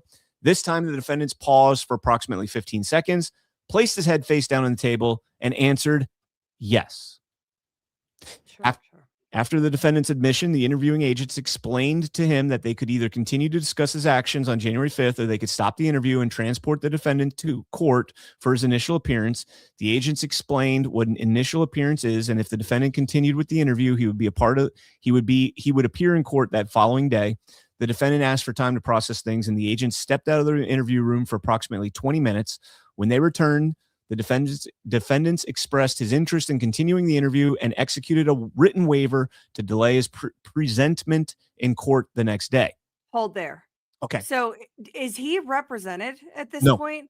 It No. doesn't. Yeah, it doesn't sound like he's having and like He no. waived his Miranda rights. And he waived his Miranda rights. That's the executed a written waiver to delay his presentment, or he waived his Miranda rights before that when he was Before talking that, to them. that was like one of the first paragraphs. Is And that he's autistic. And he's autistic. Yeah. And they're now going to argue that he's, I think my theory is that they're going to argue that he's not capable of standing trial. Perhaps. Which is super convenient.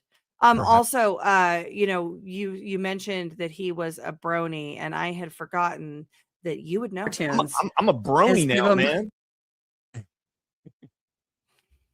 You're such an ass. That's Spetzel. Spetzel's the ass. I was going to mention that you should have remembered. I'm a vehicle. I should have. Yeah, I totally forgot about that.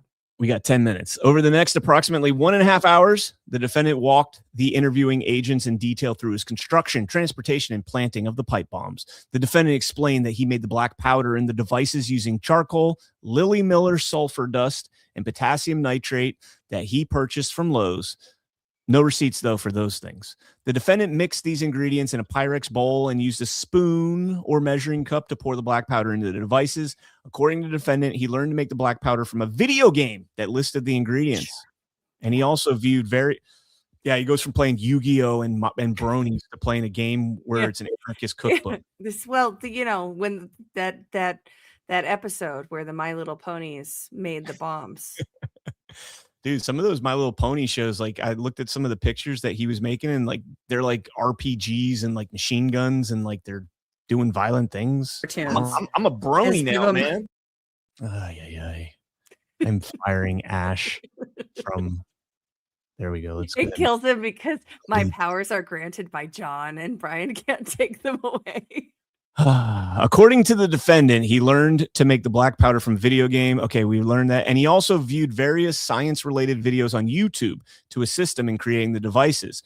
Regarding the construction of the devices, the defendant explained that he used a hand drill and a bit to drill the end of the caps on the devices, used pliers to crimp the alligator clips, and used kitchen timers rather than alarm clock timers because the kitchen timers were easier to use. They're also 60 minutes, and you planted it 17 hours before the frickin' event. When asked where he kept the bomb-making material, the defendant explained that he hid them in a closet inside his home so that they would not be found by a family member. The defendant stated that he assembled the devices in the hours before he drove to D.C. on January 5th, and that he claimed the devices were he cleaned the devices with disinfectant wipes. Eventually, the defendant admitted that he did not go to Washington, D.C. to attend a protest, but in fact traveled there to plant the devices.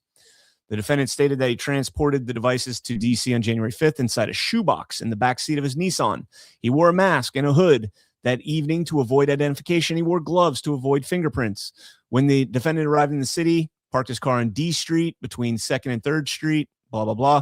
The defendant placed one of the devices in his backpack, exited the car, and walked towards the DNC. He set the timer on the first device to the maximum duration, 60 minutes. So stupid, and planted the device near the DNC. Yeah, I want to wreak havoc on both parties and all this stuff, but I'm going to plant the devices at 9 o'clock at night, 8 o'clock at night on a 1 hour egg timer. That's just nuts. The defendant then returned to his car, retrieved the second device and placed it in his backpack, walked to the RNC where he set the time for 60 minutes and planted the device. The defendants explained that he had used Google Maps to look up these locations in advance. After planting the devices, the defendant returned to his car, left the city, picked up food from a restaurant in Virginia, and returned home. According to the defendant, he was not really thinking about how people would react when the bombs detonated, although he hoped there would be news about it. The defendant stated that he had not tested the devices before planting them. He claimed that when he learned that the devices did not detonate, he was pretty relieved, and asserted that he placed the devices at night because he did not want to kill people. After seeing himself in the news, the defendant stated that he discarded all the... So there's the thing, Ash. He didn't wipe the phone until July 2022, but he saw himself on the news that night. This is so retarded. No, it doesn't. This does not make sense, but they can explain away why none of it makes sense by saying he's autistic.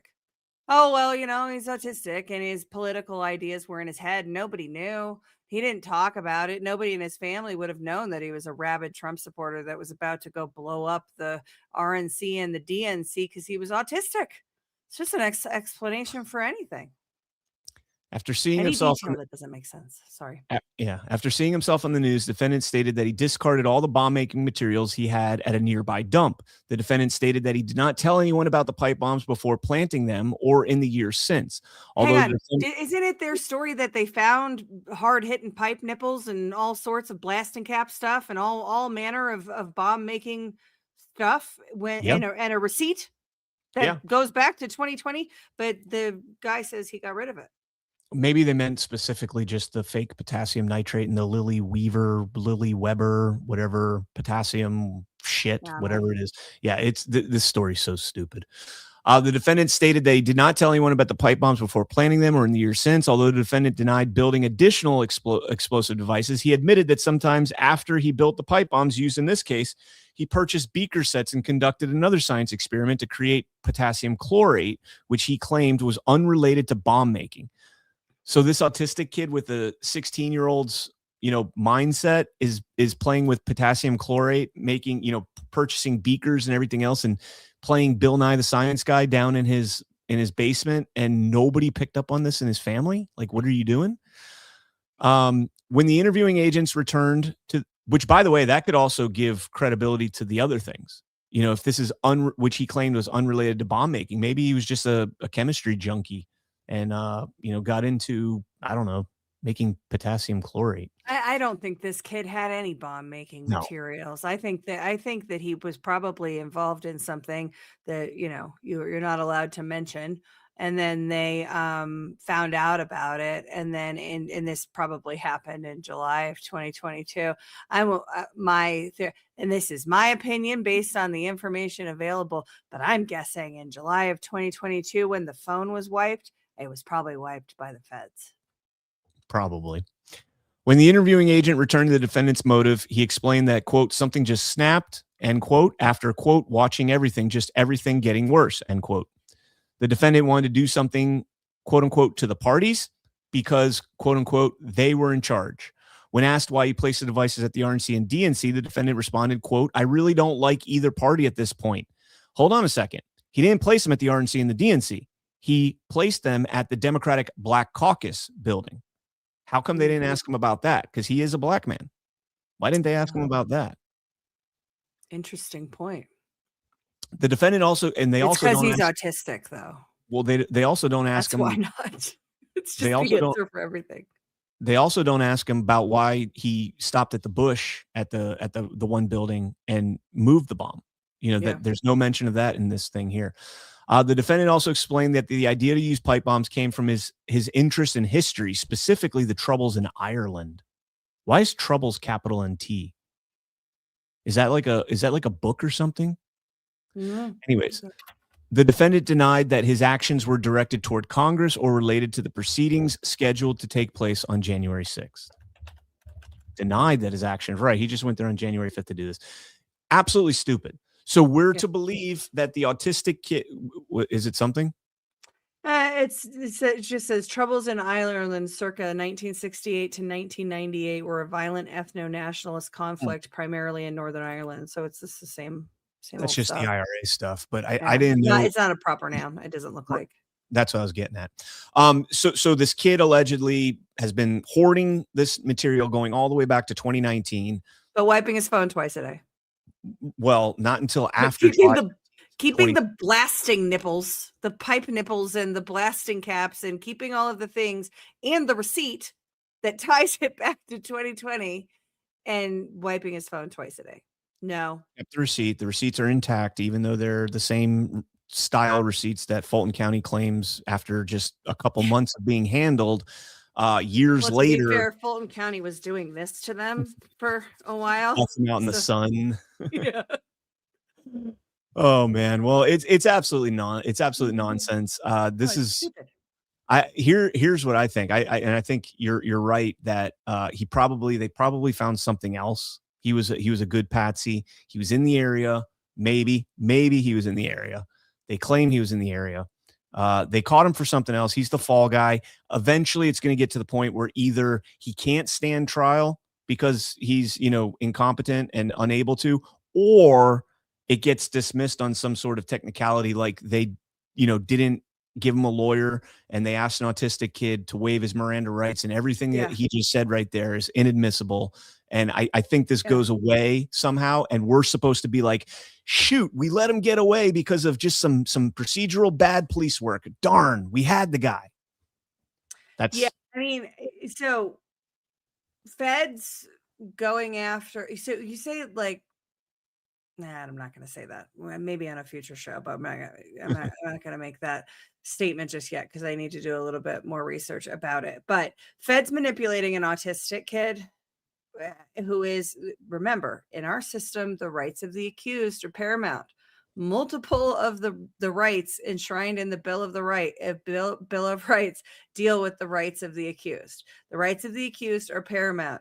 Feds manipulating an autistic kid to holding him in the room, let him sit and sweat it out, let him wait, treating him that way to admit to a crime that happened 5 years earlier. And this screams cover up to me. That is my opinion based on the information that we've been given. And I think that I'm most mad, Brian, that Darren Beatty doesn't run Revolver anymore, and that Revolver appears to be endorsing this bullshit. So the one last thing I want to add, and I apologize, John, if you're listening, we're going over here because I think this is pretty important. We know that Jeremy Brown was approached by DHS and FBI ahead of January 6th and asked to be an informant. And this was, I think, around December 6th. We know that there's been many others that have come out and said that they were approached to be informants for an event that was going to take place in January. January 6th was not even planned at this point yet. Oh, yes, it was. Just not Well, in the just it's not in the not public. narratively speaking. President Trump hadn't yet said, let's go to DC on January 6th. It's interesting that this kid's phone was scrubbed on December 15th, 2020. I wonder if he was being handled leading up to January 6th. Remember, his dad had a lot of federal tax liens against his properties, hundreds of thousands of dollars. And I'm wondering maybe if he was set up, not by, I'm not saying like the people involved in this specifically are implicit in this, but I wonder if he was being handled, manipulated to do this, taking away tax liens or something, and told it's not going to blow up, it's not going to be a problem, and that we'll run cover for you. You're never going to be in trouble. And then all of a sudden, July 15th, 2022, I'll have to go look, see what was reported on J6 around that time. All of a sudden, he goes into panic mode and he starts erasing his own phone. Maybe, I don't know.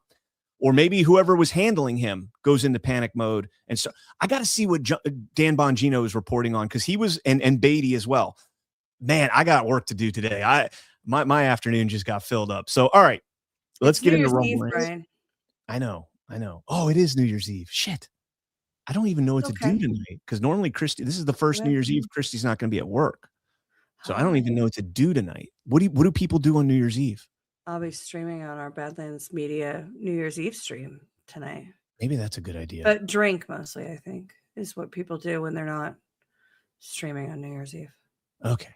All right. Well, let's jump into rants here, and then we will get out so we clear away for Daily Herald coming up at 1, I think. And isn't Ghost on? Is it breaking history right now?